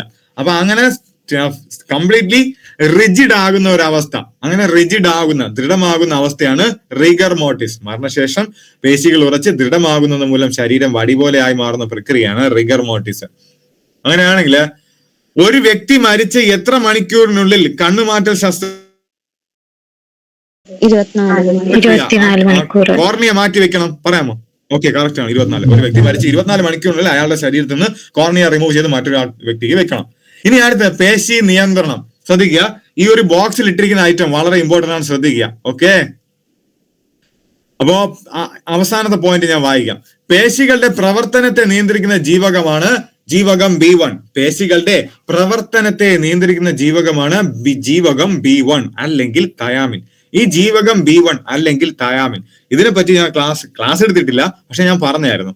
എന്താണ് ധാർമ്മിക വൈറ്റമിൻ എന്ന് പറയും. അല്ലെങ്കിൽ മദ്യപാനികൾക്ക് ആർട്ടിഫിഷ്യലി കൊടുക്കുന്ന, മദ്യപാനികളുടെ ശരീരത്തിൽ എന്തുണ്ടാവില്ല, ഈ ജീവകം B1 ഉണ്ടാവില്ല, തയാമിൻ ഉണ്ടാവില്ല. അപ്പോ അവർക്ക് ആർട്ടിഫിഷ്യലി കൊടുക്കുന്ന വൈറ്റമിൻ ആണ് ഈ തയാമിൻ. മനസ്സിലായില്ലേ? അപ്പോ മദ്യപാനികൾക്ക് അങ്ങോട്ട് കൊടുക്കുന്ന വൈറ്റമിൻ ആണ് തയാമിൻ. അപ്പോ മസിൽ എന്ന് പറയുന്നത് മസിൽ എന്ന് പറയുന്നത് എന്താണ്, നമ്മുടെ ബാലൻസ് മെയിൻറ്റെയിൻ ചെയ്യാൻ ഹെൽപ്പ് ചെയ്യുന്ന അവയവമാണ്. അപ്പൊ മദ്യപാനികൾക്ക് ബാലൻസ് ഇല്ല. അങ്ങനെയാണെങ്കിൽ ഈ മദ്യം ബാധിക്കുന്ന തലച്ചോറിലെ അവയവം ഏതാ? പറയണേ. ബാധിക്കുന്ന തലച്ചോറിലെ അവയവം സെറിബെല്ലമാണ്. ഓക്കെ, അപ്പൊ ശരീരത്തിന്റെ തുലന നില സഹായിക്കുന്നത് ആര് തന്നെയാണ്? സെറിബെല്ലം ലിറ്റിൽ ബ്രെയിൻ എന്നറിയപ്പെടുന്നു. ശരീരത്തിലെ എന്താണ് ലിറ്റിൽ ബ്രെയിൻ അല്ലെങ്കിൽ second largest portion of the brain ആരാണ്? സെറിബെല്ലമാണ്. ഓക്കെ, അപ്പോ പേശികളുടെ, അപ്പൊ ഞാൻ ഈ മദ്യപാനികളുടെ കാര്യം എന്ന് പറഞ്ഞാല്, മദ്യപാനികൾ ധാർമ്മികത ഇല്ലാത്ത വ്യക്തികൾ അല്ലെ, മദ്യപാനികളെ നമുക്ക് ധാർമ്മികത ഇല്ലാത്ത വ്യക്തികൾ എന്ന് വിളിക്കാം. അപ്പൊ ധാർമ്മിക വൈറ്റമിൻ B1 ആണ് അല്ലെങ്കിൽ തയാമിൻ ആണ്. ഈ മദ്യപാനികൾക്ക് എന്തില്ല? ബാലൻസ് ഇല്ല. അപ്പൊ പേശികളുടെ നിയന്ത്രണം, പേശികളുടെ പ്രവർത്തനത്തെ നിയന്ത്രിക്കാൻ ആര് വേണം? വൈറ്റമിൻ B1 വേണം. മദ്യപാനികൾക്ക് ബാലൻസ് ഇല്ല മീൻസ് അവരുടെ പേശി പ്രവർത്തനത്തെ നിയന്ത്രിക്കാൻ വൈറ്റമിൻ B1 അവിടെ ഇല്ല. അത്രയും പഠിക്കുക. ആ വൈറ്റമിൻ B1 അവിടെ ഇല്ലാത്തത് കൊണ്ട് അവർക്ക് ആർട്ടിഫിഷ്യലി കൊടുക്കുന്ന വൈറ്റമിൻ ആണ് വൈറ്റമിൻ B1. ഇത് ചോദിച്ചിട്ടുണ്ട്, ഏതോ ഒരു ടെക്നിക്കൽ എക്സാമിന് ചോദിച്ചതാണ്. മദ്യപാനികൾക്ക് അങ്ങോട്ട് കൊടുക്കുന്ന വൈറ്റമിൻ ഏതാണ് ചോദിച്ചിട്ടുണ്ട്. അടുത്ത ചോദ്യം, പേശികളുടെ പ്രവർത്തനത്തെ നിയന്ത്രിക്കുന്ന ഹോർമോൺ ഏത്? ഓക്സിറ്റോക്സിൻ. ഓക്കെ, പേശികളുടെ പ്രവർത്തനത്തെ നിയന്ത്രിക്കുന്ന ഹോർമോൺ ആണ് ഓക്സിറ്റോക്സിൻ. ഈ ഓക്സിറ്റോക്സിൻ എന്ന് പറയുന്നത് കേൾക്കുമ്പോൾ ഓക്സ് എന്ന് പറയുന്ന കാളയെ നമുക്ക് ഓർമ്മ വരും അല്ലേ? ഓക്സ് എന്ന് പറയുന്ന കാളകളെ നമുക്ക് ഓർമ്മ വന്നില്ലെങ്കിലും നമ്മൾ എന്ത് ചെയ്യണം? ഓർമ്മ വരുത്തണം. അപ്പൊ നമുക്ക് നേരെ തമിഴ്നാട്ടിലെ ജല്ലിക്കെട്ടിലോട്ട് പോവാം. ഈ ഓക്സ് കാള, ഈ കാള ഭയങ്കര എന്താണ്, കാളയുടെ മസിലൊക്കെ ഭയങ്കര സ്ട്രോങ് ആണ് അല്ലെ? ഈ ജല്ലിക്കെട്ടിനൊക്കെ നിർത്തുന്ന കാളകളുടെ മസിൽസ് ഒക്കെ ഭയങ്കര സ്ട്രോങ് ആയിരിക്കും. അങ്ങനെ നോക്കുക, പേശികളുടെ പ്രവർത്തനത്തെ നിയന്ത്രിക്കുന്ന ഹോർമോൺ ഓക്സിറ്റോക്സിൻ. പേശി പ്രവർത്തനത്തെ നിയന്ത്രിക്കുന്ന ഹോർമോൺ ഓക്സിറ്റോക്സിൻ.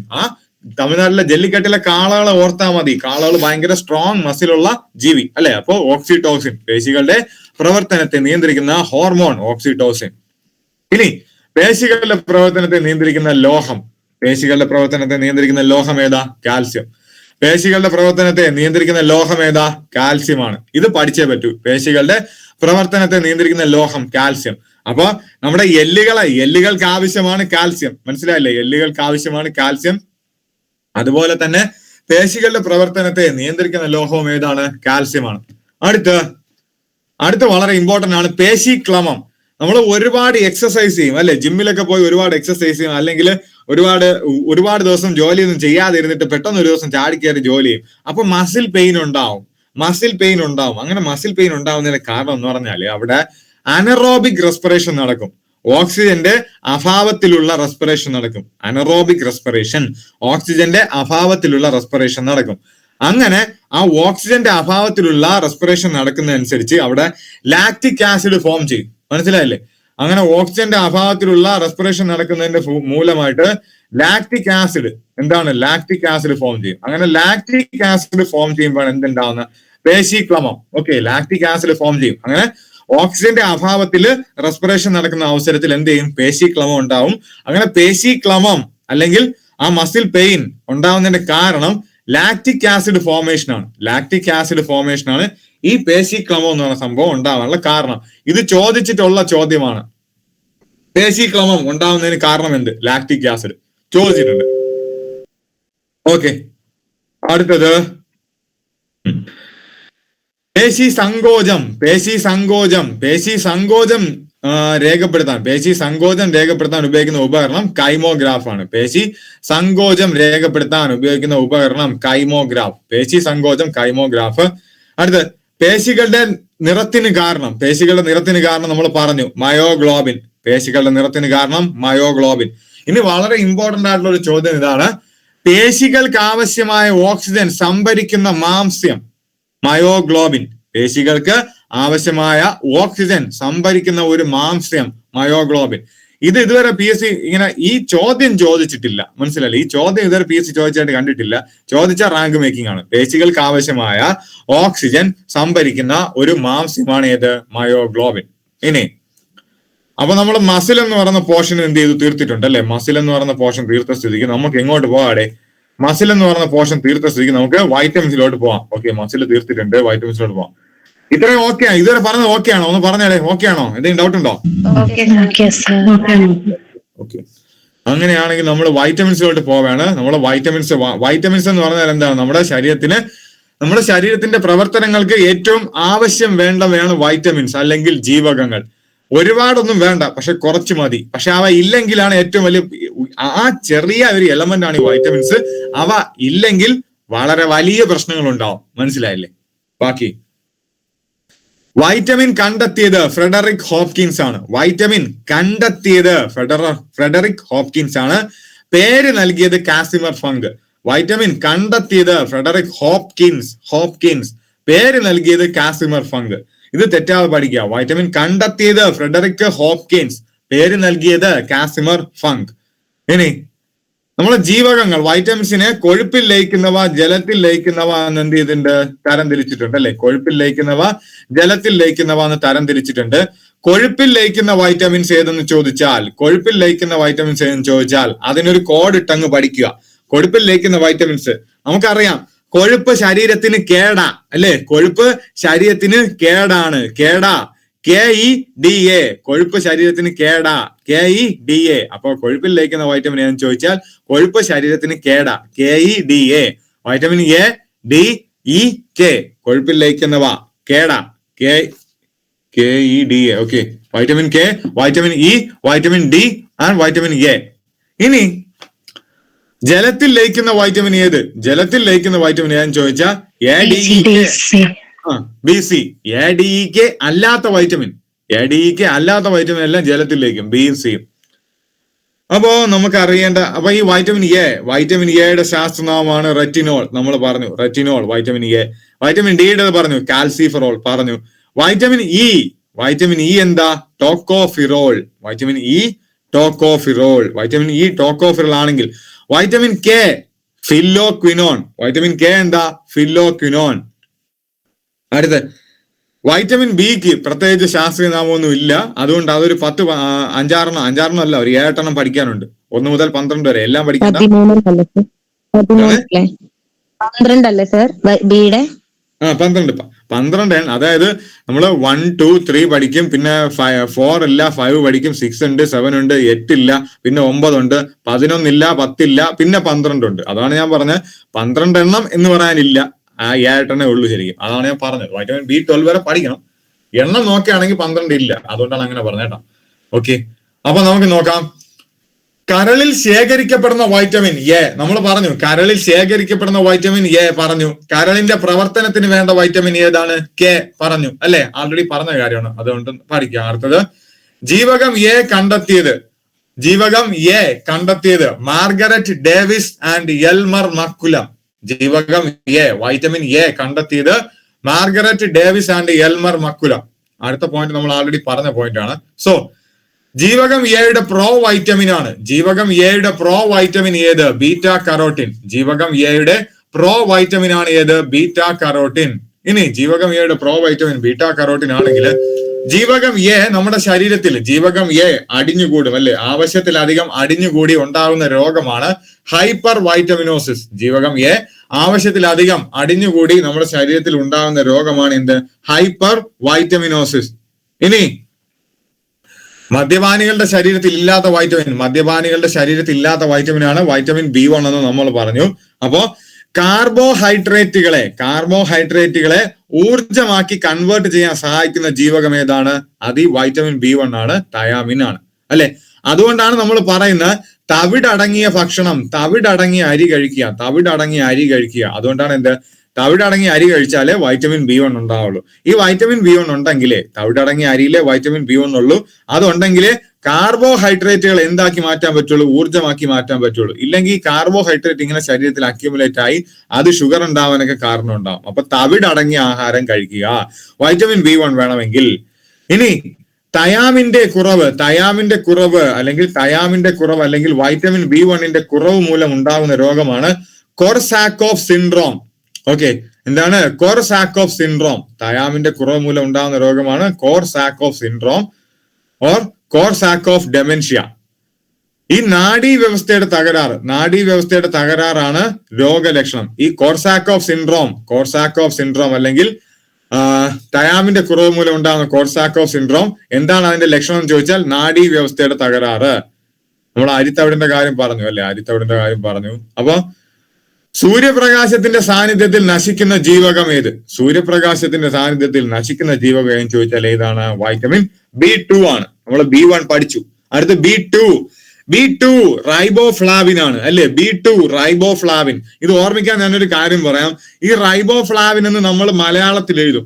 റൈബോഫ്ലാവിൻ എന്ന് നമ്മൾ മലയാളത്തിൽ എഴുതുമ്പോ റാ അടയാളത്തിന് തൊട്ട് മുമ്പ് 2 A അടയാളം ഇടും അല്ലെ, 2 A അടയാളം ഇടും. ആ 2 A അടയാളം, ആ 2 എന്ന നമ്പർ നമ്മൾ കൺസിഡർ ചെയ്യുക.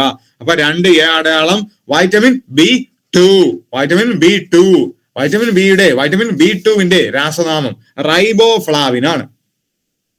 സൂര്യപ്രകാശത്തിന്റെ സാന്നിധ്യത്തിൽ നശിക്കുന്ന ജീവകം B2. സൂര്യപ്രകാശത്തിന്റെ സാന്നിധ്യത്തിൽ നശിക്കുന്ന ജീവകം B2 ആണ്. ഇനി പാലിന് മഞ്ഞ നിറം നൽകുന്ന വൈറ്റമിൻ ഏതാണ്? പാലിന് മഞ്ഞ നിറം നൽകുന്ന വൈറ്റമിൻ ഏതാണെന്ന് ചോദിച്ചാൽ ഏതാണ്? ഈ റൈബോഫ്ലാവിൻ. പാലിന് മഞ്ഞ നിറം നൽകുന്ന വൈറ്റമിൻ എന്ന് ചോദിച്ചാൽ അത് റൈബോഫ്ലാവിൻ ആണ്. പാലിന് മഞ്ഞ നിറം നൽകുന്ന വർണ്ണകം, പാലിന് മഞ്ഞ നിറം നൽകുന്ന പിഗ്മെന്റ് എന്ന് ചോദിച്ചാൽ അതേതാണ്? ഈ കരോട്ടിൻ. പാലിന് മഞ്ഞ നിറം നൽകുന്ന പിഗ്മെന്റ് എന്ന് ചോദിച്ചാൽ അത് കരോട്ടിനാണ്. ഇനി അടുത്തത് ഇമ്പോർട്ടന്റ് ആണ്. ഈസ്റ്റിൽ ഏറ്റവും കൂടുതൽ അടങ്ങിയിരിക്കുന്ന ജീവകം. ഈസ്റ്റ് അല്ലെ, മാവ് പുളിപ്പിക്കാൻ വേണ്ടിയിട്ടാണ് നമ്മൾ എന്ത് ചെയ്യുന്നത്? ഈ ഈസ്റ്റ് വാങ്ങിയിടുന്നത്. അപ്പൊ ആ ഈസ്റ്റിൽ ഏറ്റവും കൂടുതൽ അടങ്ങിയിരിക്കുന്ന ജീവകം ഏതാ? റൈബോഫ്ലാവിൻ ആണ്. ഈസ്റ്റിൽ അടങ്ങിയിരിക്കുന്ന ജീവകം റൈബോഫ്ലാവിൻ അല്ലെങ്കിൽ വൈറ്റമിൻ B2. ഈ ഡ്രൈ സ്കിന്നുള്ള ആൾക്കാരൊക്കെ ഉണ്ടാവും അല്ലെ, ഡ്രൈ സ്കിന്നൊക്കെ ആൾക്കാരുണ്ടാവും. അവരെ നോക്കിയാൽ ഡ്രൈ സ്കിൻ, അവരുടെ സ്കിന്ന് ഭയങ്കര ഡ്രൈ ആയിരിക്കും, മോയ്സ്ചർ കണ്ടന്റ് കുറവായിരിക്കും. അപ്പൊ അവർക്ക് ത്വക്ക് വിണ്ടുകീറുന്ന അവസ്ഥ, അതെന്താണ്? ജീവകം B2 കുറവാണ്, ജീവകം B2 അഭാവം. ഇനി അടുത്തൊരു ഇമ്പോർട്ടന്റ് ക്വസ്റ്റ്യൻ ആണ്, റാങ്ക് മേക്കിംഗ് ഐറ്റം ആണ്, അത് ശ്രദ്ധിക്കുക. ജീവകം B2 മറ്റൊരു പേര് വൈറ്റമിൻ G. ജീവകം B2 മറ്റൊരു പേരാണ് എന്ത്? Vitamin G. ഓക്കെ, ജീവകം B2 മറ്റൊരു പേരാണ് വൈറ്റമിൻ G. അത് ഇമ്പോർട്ടന്റ് ആണ്, പഠിച്ചു വയ്ക്കുക. അടുത്ത് അതുപോലെ മറ്റൊരു പേരാണ് ബയോട്ടിൻ എന്നറിയപ്പെടുന്ന വൈറ്റമിൻ ഏത്? ജീവകം നമുക്ക് ജിയും വൈറ്റമിൻ എച്ചും, ജിയും എച്ചും ആണ് വൈറ്റമിൻ ജി, വൈറ്റമിൻ എച്ച്, അത് രണ്ടുമാണ് എക്സ്ട്രാ വരുന്നത്. അത് റാങ്ക് മേക്കിംഗ് ആണ്. സോ ജീവകം ജി, വൈറ്റമിൻ ജി ഏതെന്ന് ചോദിച്ചാൽ അത് വൈറ്റമിൻ B2 ആണ്. വൈറ്റമിൻ ജി ഏതെന്ന് ചോദിച്ചാൽ അത് വൈറ്റമിൻ B2 ആണ്. വൈറ്റമിൻ എച്ച് ഏതെന്ന് ചോദിച്ചാൽ അത് B7 ആണ്. വൈറ്റമിൻ എച്ച് ഏതെന്ന് ചോദിച്ചാൽ അത് ഏതാണ്? B7 ആണ്. നമ്മൾ പറഞ്ഞിട്ടുണ്ടല്ലേ ജീവകം B3 എന്താണെന്ന് പറഞ്ഞിട്ടുണ്ട്. നമ്മൾ പറഞ്ഞു 3-ാം ക്ലാസ്സിൽ പഠിക്കുന്ന നിയാസിന്റെ കഥ അല്ലെ, 3-ാം ക്ലാസ്സിൽ പഠിക്കുന്ന നിയാസിന്റെ കഥ. ഈ 3-ാം ക്ലാസ്സിൽ പഠിക്കുന്ന നിയാസ് 3Bയിലാണ് ഈ നിയാസ് പഠിക്കുന്നതെന്ന് പറഞ്ഞു.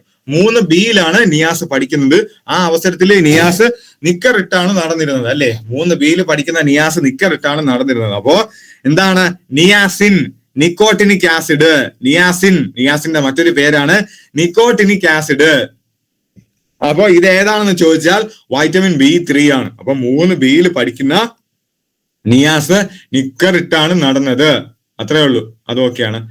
Vitamin B5 pantothenic acid. നമ്മൾ എന്താ പറഞ്ഞ? Vitamin B5 pantothenic acid. Niyas എന്ത് ചെയ്തു? നിയാസ് 3-ാം ക്ലാസ്സിൽ നിന്ന് നേരെ 5-ാം ക്ലാസ്സിലോട്ട് പോയി അല്ലെ. നിയാസ് 3-ാം ക്ലാസ്സിൽ നേരെ 5-ാം ക്ലാസ്സിലോട്ട് പോയി. അങ്ങനെ പാൻറ് ഇട്ടു. നിയാസ് 3-ാം ക്ലാസ്സിൽ നിന്ന് 5-ാം ക്ലാസ്സിലോട്ട് പോയി പാൻറ് ഇട്ടു. പാന്തോത്തനിക് ആസിഡ്, അതിന്റെ ശാസ്ത്രനാമം പഠിച്ചു. ഇനി അടുത്തത് നിയാസ് 6-ാം ക്ലാസ് ആയപ്പോ സ്കൂളിൽ നിന്ന് മാറിപ്പോയി, സ്കൂളിൽ നിന്ന് പിരിഞ്ഞു പോയി. നിയാസ് 6-ാം ക്ലാസ് ആയപ്പോ ആ കുട്ടി എന്ത് ചെയ്തു? സ്കൂളിൽ നിന്ന് പിരിഞ്ഞു പോയി. അപ്പോ vitamin B6 pyridoxine. Vitamin B6 pyridoxine ആണ്. ഈ വൈറ്റമിൻ B6 ഇമ്പോർട്ടന്റ് ആണ്. രക്തക്കുഴലുകള് അരുണ രക്താണുക്കൾ. ഇനി നമ്മുടെ നെർവ്, പിന്നെ മോണ, പല്ലുകൾ.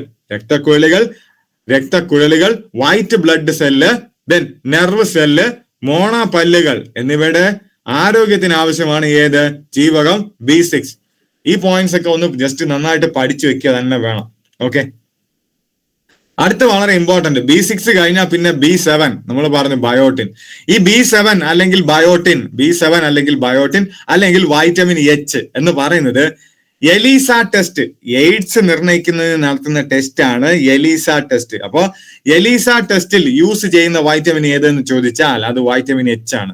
എലീസ ടെസ്റ്റിൽ യൂസ് ചെയ്യുന്ന വൈറ്റമിൻ ഏത്? വൈറ്റമിൻ എച്ച് ആണ്, അല്ലെങ്കിൽ ബയോട്ടിൻ ആണ്. ഈ എലീസ എന്ന് പറയുന്നതിന്റെ full form enzyme linked immunosorbent assay. ELISA എന്ന് പറയുന്നതിന്റെ ഫുൾ ഫോം എന്താണ്? Enzyme linked immunosorbent assay ആണ്. അപ്പോ വൈറ്റമിൻ B7.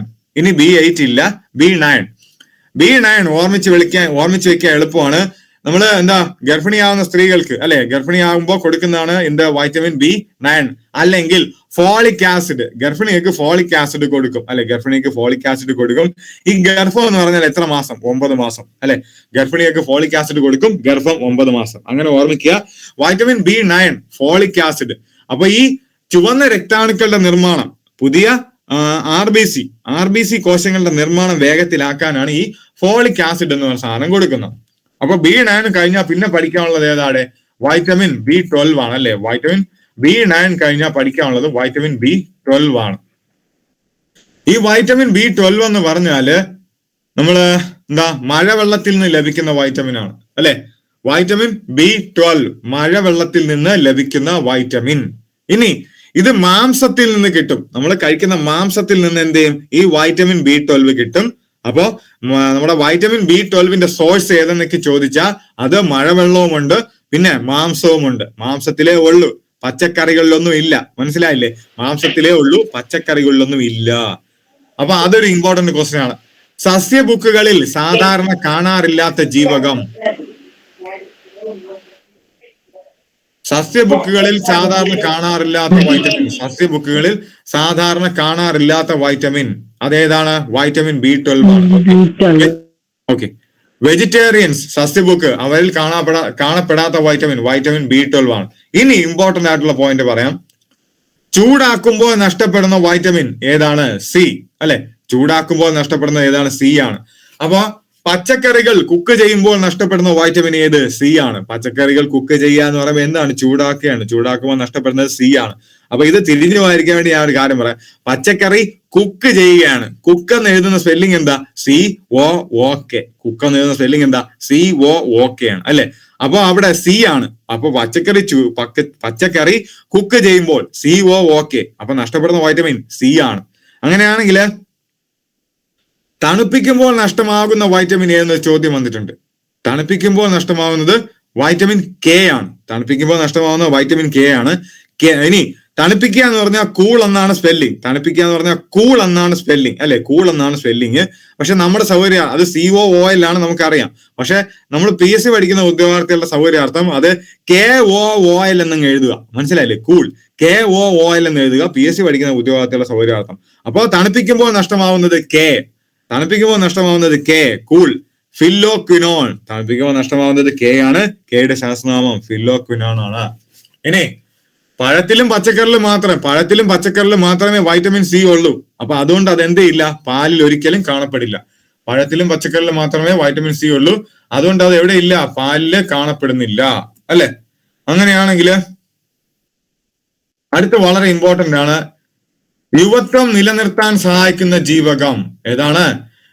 ഇത് വളരെ ഇമ്പോർട്ടന്റ് ആണ്. കാര്യം യുവത്വത്തിന് അല്ലെ, യുവത്വ ഹോർമോൺ എന്നൊക്കെ അറിയപ്പെടുന്ന വൈറ്റമിൻ ഏതെന്ന് ചോദിച്ചാൽ എല്ലാവരും പറയും വൈറ്റമിൻ ഇ ആണ്. യുവത്വ ഹോർമോൺ അല്ലെങ്കിൽ ആന്റി സ്റ്റെറിലിറ്റി വൈറ്റമിൻ എന്ന് ചോദിച്ചാൽ അത് വൈറ്റമിൻ ഇ എല്ലാവരും പറയും. പക്ഷെ യുവത്വം നിലനിർത്താൻ സഹായിക്കുന്ന ജീവകം എന്നെന്ന് ചോദിച്ചാൽ അത് ജീവകം സി ആണ്. അപ്പോ നമ്മുടെ ശരീരത്തില് ഓക്സിഡേഷനും റിഡക്ഷനും പ്രോസസ്സുകൾ നടക്കും. അപ്പൊ ഈ ശരീരകോശങ്ങൾ ഓക്സിഡേഷൻ നടന്ന് നശിച്ചു പോകും. അങ്ങനെ ശരീരകോശങ്ങൾ ഓക്സിഡേഷൻ നടന്ന് നശിച്ചു പോകുന്ന അനുസരിച്ച് ജരാനരകൾ ബാധിക്കും. അപ്പൊ ശരിക്കും ഈ ഓക്സിഡേഷൻ നടന്ന ശരീരകോശങ്ങൾ നശിച്ചു പോകാതെ ഇരിക്കാൻ ഹെൽപ്പ് ചെയ്യുന്ന വൈറ്റമിനാണ് ജീവകം സി. മനസ്സിലായില്ലേ? അപ്പൊ ആ ജീവകം സി ഉണ്ടെങ്കിൽ ജരാനരകൾ വളരെ കുറച്ചേ ബാധിക്കുള്ളൂ, അതായത് പതുക്കെ ബാധിക്കുള്ളൂ. അപ്പൊ യുവത്വം നിലനിർത്താൻ സഹായിക്കുന്ന വൈറ്റമിൻ ഏതാണെന്ന് ചോദിച്ചാൽ ജീവകം സി. യുവത്വം നിലനിർത്താൻ ജീവകം സി. ഇനി മുറിവുകൾ വേഗം ഉണങ്ങാൻ സഹായിക്കുന്നതും ശരീരത്തിന് രോഗപ്രതിരോധ ശേഷി വർദ്ധിപ്പിക്കുന്നതും ജീവകം സി ആണ്. മുറിവുകൾ വേഗം ഉണങ്ങാൻ സഹായിക്കും. ഈ വൈറ്റമിൻ സി എന്ത് ചെയ്യും? മുറിവ് വേഗം ഉണങ്ങാൻ സഹായിക്കും. കാര്യം കോശങ്ങളുടെ വേഗത്തിലുള്ള റീജനറേഷനെ സഹായിക്കുകയും അതിലൂടെ മുറിവ് വേഗത്തിൽ ഉണങ്ങുകയും ചെയ്യും. അതുപോലെ രോഗപ്രതിരോധ ശേഷി ആരാണ് വർദ്ധിപ്പിക്കുന്നത്? വൈറ്റമിൻ സി ആണ്. ഇനി മൂത്രത്തിലൂടെ നഷ്ടപ്പെടുന്ന ജീവകം ഏതെന്ന് ചോദിച്ചാൽ എളുപ്പമാ. മൂത്രത്തിലൂടെ നഷ്ടപ്പെടുന്നത് ഏതാ? ജലത്തിൽ ലയിക്കുന്ന വൈറ്റമിൻ ആണ് മൂത്രത്തിൽ കൂടെ നഷ്ടപ്പെടുന്നത്. മനസ്സിലായില്ലേ? ജലത്തിൽ ലയിക്കുന്ന വൈറ്റമിൻ ആണ് മൂത്രത്തിൽ കൂടെ നഷ്ടമാവുന്നത്. സോ വൈറ്റമിൻ സി ആണ്. അപ്പൊ എന്റെ ചോദ്യം, വൈറ്റമിൻ ബി മൂത്രത്തിൽ കൂടെ നഷ്ടമാവോ ഇല്ലയോ? പറഞ്ഞേടേ.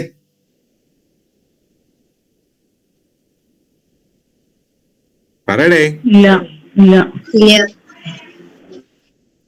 തെറ്റാണ്. നഷ്ടമാവും കേട്ടോ, നഷ്ടമാവും. വൈറ്റമിൻ ബി മൂത്രത്തിൽ കൂടെ നഷ്ടമാവും. വൈറ്റമിൻ ബി എന്ത് ചെയ്യും? ജലത്തിൽ ലയിക്കുന്ന ഐറ്റമാണ്, അല്ലെ? വൈറ്റമിൻ ബിയും ജലത്തിൽ ലയിക്കുന്ന ഐറ്റമാണ്. വേറെ ഒന്നും ചിന്തിക്കണ്ട. നിങ്ങൾ ഈ നമ്മള് കുട്ടിക്കാലത്തൊക്കെ ഈ നമ്മുടെ ഡോക്ടർമാർ വൈറ്റമിൻ ബി കോംപ്ലക്സ് എഴുതി തരും, അല്ലെ? വൈറ്റമിൻ ബി കോംപ്ലക്സ് കഴിക്കാൻ എഴുതി തരും. ഈ വൈറ്റമിൻ ബി കോംപ്ലക്സ് കഴിക്കുന്നതിന്റെ തലേ ദിവസം മൂത്രം ഒഴിക്കുക. മൂത്രം ചെറിയൊരു മഞ്ഞ കളറേ കാണും. വൈറ്റമിൻ ബി കോംപ്ലക്സ് കഴിച്ചു കഴിഞ്ഞ് നെക്സ്റ്റ് ഡേ മൂത്രം ഒഴിക്കുമ്പോൾ മൂത്രം കുറെ കൂടെ മഞ്ഞ കളറിലായിരിക്കും പോകുന്നത്. മനസ്സിലായില്ലേ? അത് വെച്ച് കണക്ട് ചെയ്ത് വെക്കുക. വൈറ്റമിൻ ബി മൂത്രത്തിലൂടെ പോകും. വൈറ്റമിൻ ബി മൂത്രത്തിലൂടെ പോകും. ഓക്കെ. അപ്പോ ജലത്തിൽ ലയിക്കുന്ന വൈറ്റമിൻസ് ആണ് ബിയും സിയും. അതുകൊണ്ട് രണ്ടും എന്ത് ചെയ്യും? മൂത്രത്തിലൂടെ നഷ്ടപ്പെടും. മനസ്സിലായല്ലേ? കൃത്രിമമായി നിർമ്മിച്ച ആദ്യ ജീവകമാണ് സി. അപ്പോ വളരെ ഇമ്പോർട്ടന്റ് ആണ് ഈ ക്വസ്റ്റ്യൻ. കൃത്രിമമായി നിർമ്മിച്ച ആദ്യത്തെ ജീവകമാണ് ജീവകം സി. കൃത്രിമമായി നിർമ്മിച്ച ആർട്ടിഫിഷ്യലി സിന്തസൈസ് ചെയ്ത വൈറ്റമിൻ ജീവകം സി. ഇനി കൃത്രിമമായി നിർമ്മിച്ച കൊഴുപ്പിൽ ലയിക്കുന്ന വൈറ്റമിൻ എന്ന് ചോദിച്ചിട്ടുണ്ട്. കൃത്രിമമായി നിർമ്മിച്ച കൊഴുപ്പിൽ ലയിക്കുന്ന വൈറ്റമിൻ എന്ന് ചോദിച്ചാൽ അത് വൈറ്റമിൻ എ ആണ്. ഓക്കെ. കൃത്രിമമായി നിർമ്മിച്ച കൊഴുപ്പിൽ ലയിക്കുന്ന വൈറ്റമിൻ ഏതെന്ന് ചോദിച്ചിട്ടുണ്ട്. അത് ഏതാണ്? വൈറ്റമിൻ എ ആണ്. അപ്പൊ ആ രണ്ട് കൺഫ്യൂസിങ് ഫാക്ട് പഠിച്ചു വെക്കുക. കൃത്രിമമായി നിർമ്മിച്ച ആദ്യ വൈറ്റമിൻ അത് വൈറ്റമിൻ സി ആണ്. കൃത്രിമമായി നിർമ്മിച്ച കൊഴുപ്പിൽ ലയിക്കുന്ന വൈറ്റമിൻ ഏത്? അത് വൈറ്റമിൻ എ ആണ്. മോണയിൽ രക്തസ്രാവത്തിന് കാരണമാകുന്നതും മുറിവുണങ്ങാൻ കാലതാമസം എടുക്കുന്നതും എല്ലാം ജീവകം സിയുടെ അഭാവം മൂലമാണ്. മോണയിലെ രക്തസ്രാവത്തിന് കാരണമാകുന്നത് മുറിവുണങ്ങാൻ കാലതാമസം എടുക്കുന്നത്. നമ്മൾ ആൾറെഡി പറഞ്ഞു, മുറിവ് നന്നായിട്ട് ഉണങ്ങണമെങ്കിൽ വൈറ്റമിൻ സി വേണം. അത് നമ്മൾ പറഞ്ഞു.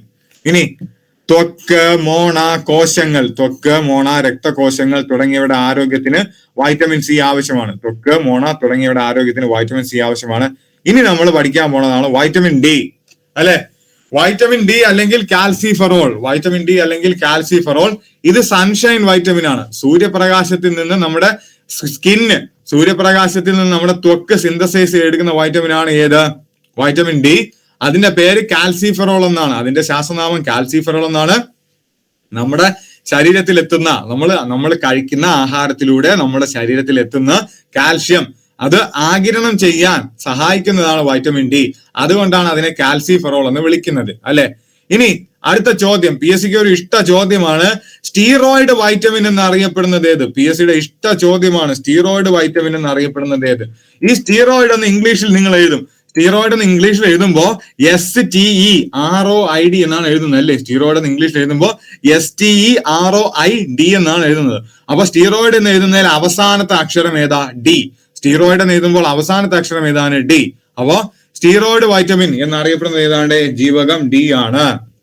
അടുത്ത്, മുതിർന്നവരെക്കാൾ കുട്ടികൾക്ക് ആവശ്യമായ വൈറ്റമിൻ ആണ് ഡി. കാര്യം ഈ അസ്ഥികളും പല്ലുകളും വളർന്നുകൊണ്ടിരിക്കുന്ന ആർക്കാണ്? കുട്ടികൾക്കാണ്, അല്ലേ? മുതിർന്നവരെക്കാൾ കൂടുതൽ കുട്ടികൾക്കാണ് ഏത്? വൈറ്റമിൻ ഡി ആവശ്യം. അടുത്ത്, ഹോർമോൺ ആയി പ്രവർത്തിക്കുന്ന വൈറ്റമിൻ ഏത്? വൈറ്റമിൻ ഇ ആണ്. യുവത്വ ഹോർമോൺ വൈറ്റമിൻ ഇ. യുവത്വ ഹോർമോൺ എന്ന് പറയുന്ന വൈറ്റമിൻ, യുവത്വ ഹോർമോൺ എന്നറിയപ്പെടുന്ന വൈറ്റമിൻ ഏത്? വൈറ്റമിൻ ഇ ആണ്. സോ ഹോർമോൺ ആയി പ്രവർത്തിക്കുന്ന വൈറ്റമിൻ ഇ ആണ്. നമ്മൾ പറഞ്ഞു പ്രത്യുൽപാദനവുമായി ബന്ധപ്പെട്ട വൈറ്റമിൻ അല്ലെങ്കിൽ ആന്റി സ്റ്റെറിലിറ്റി വൈറ്റമിൻ ആരാണ്? വൈറ്റമിൻ ഇ ആണ്. ഹൃദയത്തിന്റെ സംരക്ഷകൻ ആര്? Vitamin E. ഹൃദയത്തിന്റെ സംരക്ഷകൻ ആര്? വൈറ്റമിൻ ഇ ആണ്. അടുത്ത്, ആന്റി ഹെമറേജ് വൈറ്റമിൻ നമ്മൾ പറയണം, അല്ലെ? നമ്മുടെ രക്തം കട്ട പിടിക്കാൻ സഹായിക്കുന്ന വൈറ്റമിൻ ആണ് ആര്? Vitamin K. അപ്പോ ആന്റി ഹെമറേജ് എന്ന് പറഞ്ഞാൽ എന്താണ്? കട്ട പിടിക്കാതിരിക്കുക. ഹെമറേജ് എന്ന് പറഞ്ഞാൽ കട്ട പിടിക്കാതിരിക്കുക. അപ്പൊ അതിനെതിരെ ആന്റി ഹെമറേജ് കട്ട പിടിക്കാതിരിക്കുക. ആ കട്ട പിടിക്കാതിരിക്കുന്നതിനെതിരെ, അതായത് ആന്റി ഹെമറേജ്, ആ വൈറ്റമിൻ, ആന്റി ഹെമറേജ് വൈറ്റമിൻ ഏതാണ്? രക്തം കട്ട പിടിക്കാൻ സഹായിക്കുന്ന ആൾ, അത് വൈറ്റമിൻ കെ ആണ്. നമ്മൾ പറഞ്ഞു അടുത്ത, തണുപ്പിക്കുമ്പോൾ നഷ്ടമാവുന്ന വൈറ്റമിൻ കെ നമ്മൾ പറഞ്ഞു. ഇനി വൈറ്റമിൻ സി എവിടെ അടങ്ങിയിരിക്കുന്നത്? പുളിയുള്ള ഭക്ഷണങ്ങൾ, അല്ലെ? പുളിയുള്ള പഴങ്ങളിലാണ് എന്ത് ചെയ്യുന്നത്? വൈറ്റമിൻ സി അടങ്ങിയിരിക്കുന്നത്. അപ്പൊ സോർ ഫ്രൂട്ട്സ്, പുളിയുള്ള ഭക്ഷണങ്ങളിലാണ് വൈറ്റമിൻ സി അടങ്ങിയിരിക്കുന്നത്. എന്താണ് വൈറ്റമിൻ സി അല്ലെങ്കിൽ ആസ്കോർബിക് ആസിഡ്? വൈറ്റമിൻ സി അല്ലെങ്കിൽ ആസ്കോർബിക് ആസിഡ്.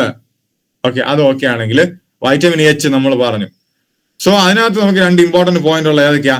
5 വൈറ്റമിനാണ് ശരീരത്തിൽ നിർമ്മിക്കപ്പെടുന്നത്. നമ്മുടെ ശരീരത്തിൽ 5 വൈറ്റമിനുകളാണ് നിർമ്മിക്കപ്പെടുന്നത്. ഏതൊക്കെയാന്ന് ചോദിച്ചാൽ B5, B7, B3. അത് നമ്മൾ മൂന്നും, ആ B7, B5, B3, ആ B3, B5, B7, ഈ 3, 5, 7 എന്ന് പറഞ്ഞാൽ അതെന്ത് നമ്പേഴ്സ് ആ? പ്രൈം നമ്പേഴ്സ് ആണ്. മനസ്സിലായില്ലേ? 3, 5, 7 എന്ന് പറഞ്ഞാൽ പ്രൈം നമ്പേഴ്സ് ആണ്. ഒന്നും പിന്നെ ആ നമ്പർ മാത്രമേ അതിന്റെ ഫാക്ടേഴ്സ് ആയിട്ട് എഴുതാൻ പറ്റുള്ളൂ. അപ്പോ 3, 5, 7 പ്രൈം നമ്പേഴ്സ് ആണ്. അപ്പൊ ശരീരത്തിൽ നിർമ്മിക്കുന്ന വൈറ്റമിൻ ഏതൊക്കെയാന്ന് ചോദിച്ചാൽ ബിയുടെ വൈറ്റമിൻസ് ഏതാ? B3, B5, B7. B3, B5, B7 prime numbers ആണ് 3, 5, 7. അപ്പൊ ശരീരത്തിനുള്ളിൽ നിർമ്മിക്കുന്ന വൈറ്റമിൻ ബിയുടെ വകഭേദങ്ങൾ ഏതൊക്കെയാന്ന് ചോദിച്ചാൽ B3, B5, B7 അതവിടെ ഇരിക്കും, സെറ്റാണ്. ഇനി നമ്മുടെ സ്കിന്നിലാണ് വൈറ്റമിൻ ഡി, സൂര്യപ്രകാശത്തിന്റെ സഹായത്താൽ സ്കിന്നിലാണ് വൈറ്റമിൻ ഡി സിന്തസൈസ് എന്ന് പറഞ്ഞു.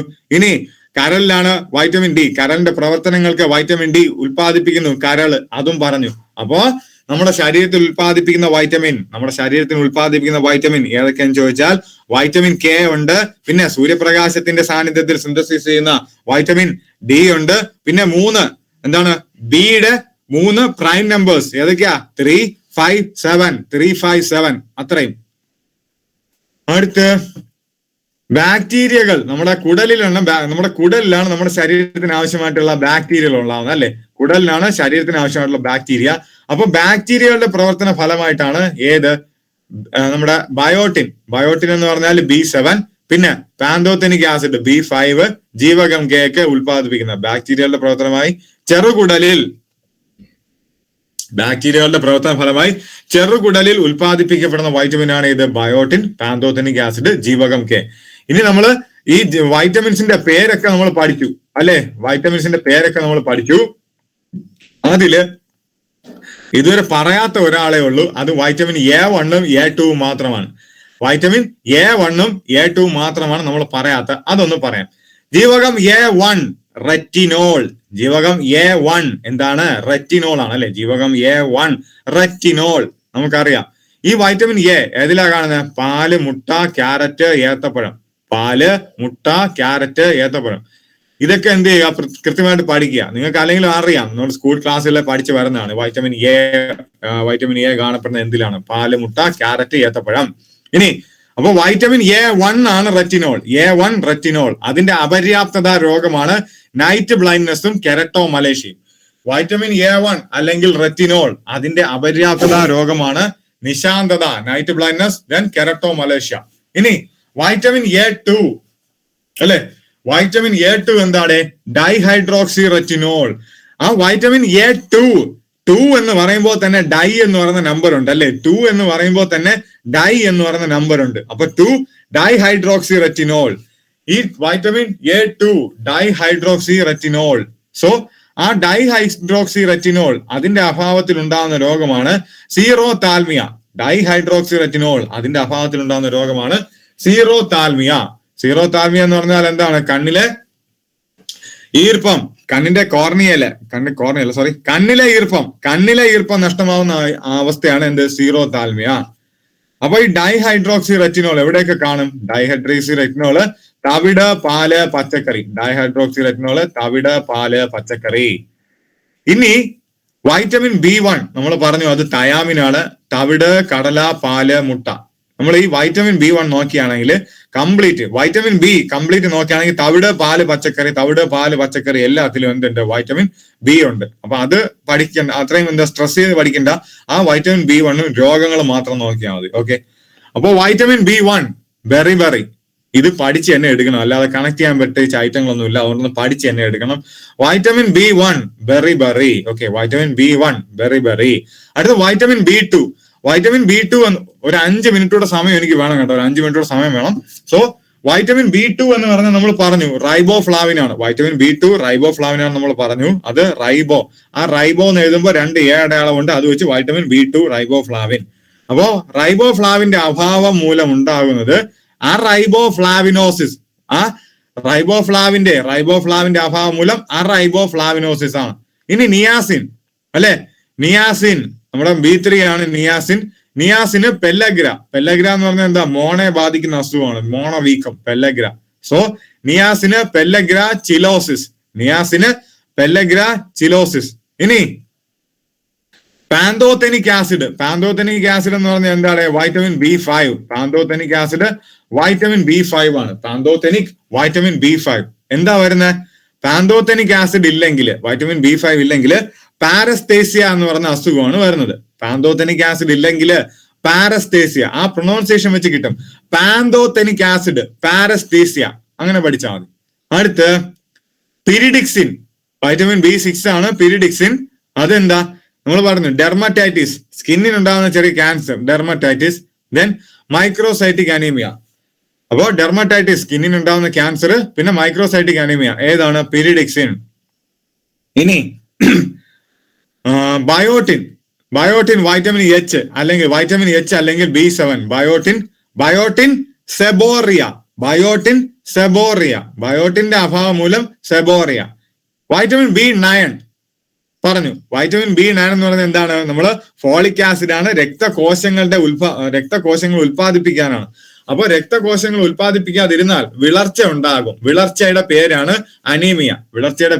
അനീമിയ. സോ ആ ഫോളിക് ആസിഡ് മെഗലോബ്ലാസ്റ്റിക്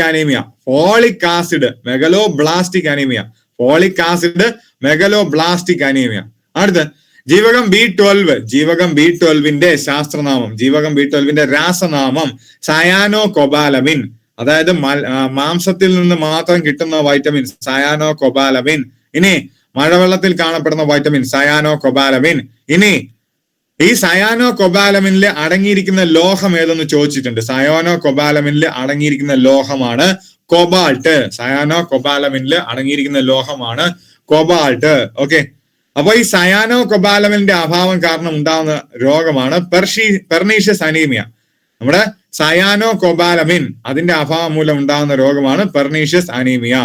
അടുത്തത് അസ്കോർബിക് ആസിഡ് ആണ്, വൈറ്റമിൻ സി, അസ്കോർബിക് ആസിഡ്.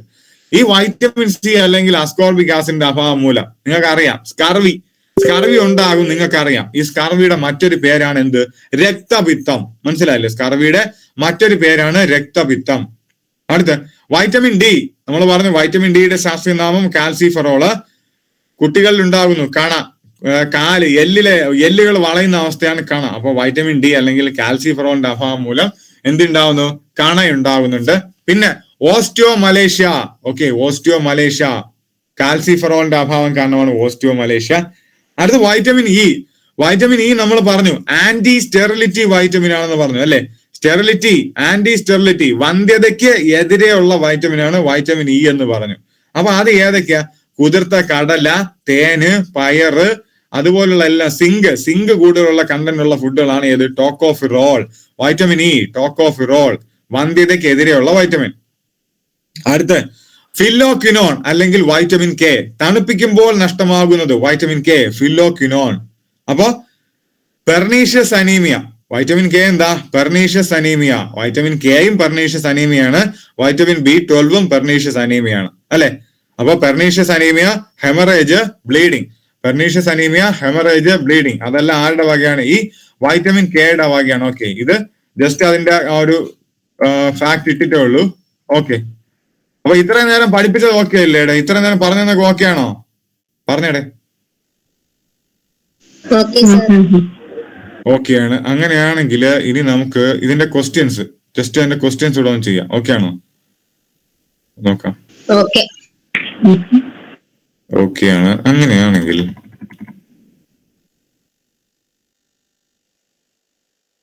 പറഞ്ഞേടെ, താഴെ തന്നിരിക്കുന്നതിൽ തെറ്റ് ഏതെന്നാണ് ചോദിച്ചിരിക്കുന്നത്? പറഞ്ഞേ, നോക്കിയേ. ഒരു മിനിറ്റ്, പറഞ്ഞേ. കരളിൽ സംഭരിക്കുന്ന വൈറ്റമിൻ എ കരളിന്റെ പ്രവർത്തനത്തിന് ആവശ്യം. ഇത് കാണാൻ പറ്റുന്നുണ്ടോ? കാണാൻ പറ്റുന്നുണ്ട്. അപ്പോ കരളിന്റെ പ്രവർത്തനത്തിന് ആവശ്യമായ വൈറ്റമിൻ കെ. കരൾ ഒരു അന്തസ്രാവി ഗ്രന്ഥിയാണ്. ഹെപ്പറ്റൈറ്റിസ് ബി ആണ് കൂടുതൽ അപകടകാരി. ഇതിൽ ഏതാണ് ശരി? അല്ല, ഏതാണ് തെറ്റ്? കരൾ ഒരു അന്തസ്രാവി ഗ്രന്ഥിയാണ്. എന്ത്? തെറ്റ്. അടുത്ത ചോദ്യം, താഴെ തന്നിരിക്കുന്ന തെറ്റേത്? നീളം കൂടിയ പേശി സാർട്ടോറിയസ്. ശിശുക്കളുടെ പേശികളിൽ കാണപ്പെടുന്ന മാംസ്യം ഡോസിൻ. ശിശുക്കളുടെ പേശികളിൽ കാണപ്പെടുന്നത് ഡോസിൻ. മരണശേഷം ഉണ്ടാകുന്ന അവസ്ഥ റിഗർ മോർട്ടിസ്. ജനന സമയത്തെ കശേരുക്കളുടെ എണ്ണം 33. ഇതിലേതാണ് തെറ്റ്? ശിശുക്കളുടെ പേശികളിൽ കാണപ്പെടുന്ന കറക്റ്റ് ആണ്. ശിശുക്കളുടെ പേശികളിൽ കാണപ്പെടുന്ന മാംസ്യം ഏതാണത്? ഓസിനാണ്. ശിശുക്കളുടെ പേശികളിൽ കാണപ്പെടുന്ന മാംസ്യം ഓസിനാണ്. അടുത്ത തെറ്റ് ഏത്? പേശികളുടെ പ്രവർത്തനത്തെ നിയന്ത്രിക്കുന്ന ജീവകം വൈറ്റമിൻ B1. പേശികൾക്ക് ആവശ്യമായ ഓക്സിജൻ സംഭവിക്കുന്നതാണ്. ഒരു ചെറിയ മിസ്റ്റേക്ക് വന്നു. പേശികൾക്ക് ആവശ്യമായ ഓക്സിജൻ സംഭരിക്കുന്നത് മയോഗ്ലോബിൻ. പേശികളുടെ പ്രവർത്തനം നിയന്ത്രിക്കുന്ന ലോഹം പൊട്ടാസ്യം. എല്ലുകളിൽ ഏറ്റവും കൂടുതൽ അടങ്ങിയ മൂലകം ഓക്സിജൻ. ഇതിലേതാണ് തെറ്റ്?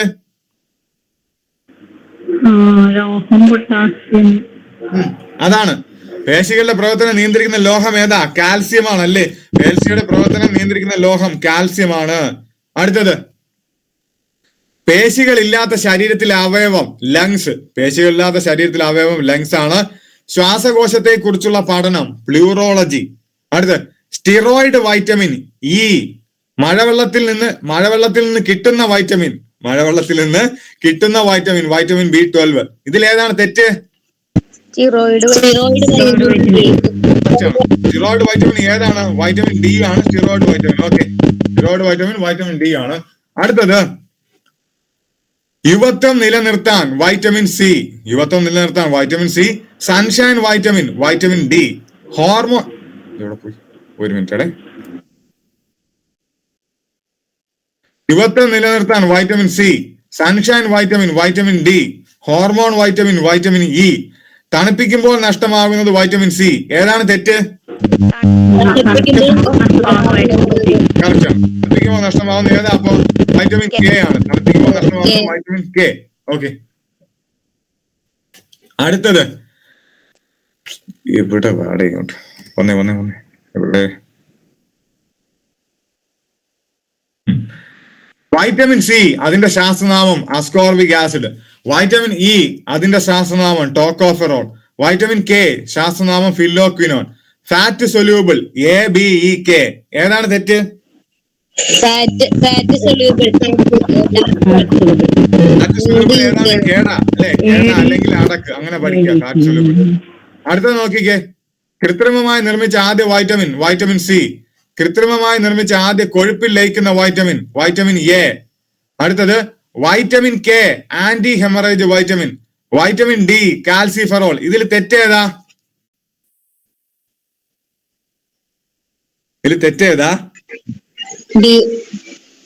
ഏതാണ്? കൃത്രിമമായി നിർമ്മിച്ച കൃത്രിമമായി നിർമ്മിച്ച ആദ്യ വൈറ്റമിൻ സി. പോയിന്റ് ഞാൻ പറഞ്ഞു. കൃത്രിമമായി നിർമ്മിച്ച ആദ്യ കൊഴുപ്പിൽ ലയിക്കുന്ന വൈറ്റമിൻ എ, അതും ഞാൻ പറഞ്ഞു. ഇതിനകത്ത് തെറ്റൊന്നും ഇല്ല കേട്ടോ. ഇതിനകത്ത് തെറ്റൊന്നും ഇല്ല. അപ്പൊ കൃത്രിമമായി നിർമ്മിച്ച ആദ്യ വൈറ്റമിൻ സി. കൃത്രിമമായി നിർമ്മിച്ച ആദ്യ കൊഴുപ്പിൽ ലയിക്കുന്ന vitamin A. Vitamin K anti haemorrhage vitamin D calciferol. ഈ ക്വസ്റ്റ്യനകത്ത് തെറ്റൊന്നും ഇല്ല.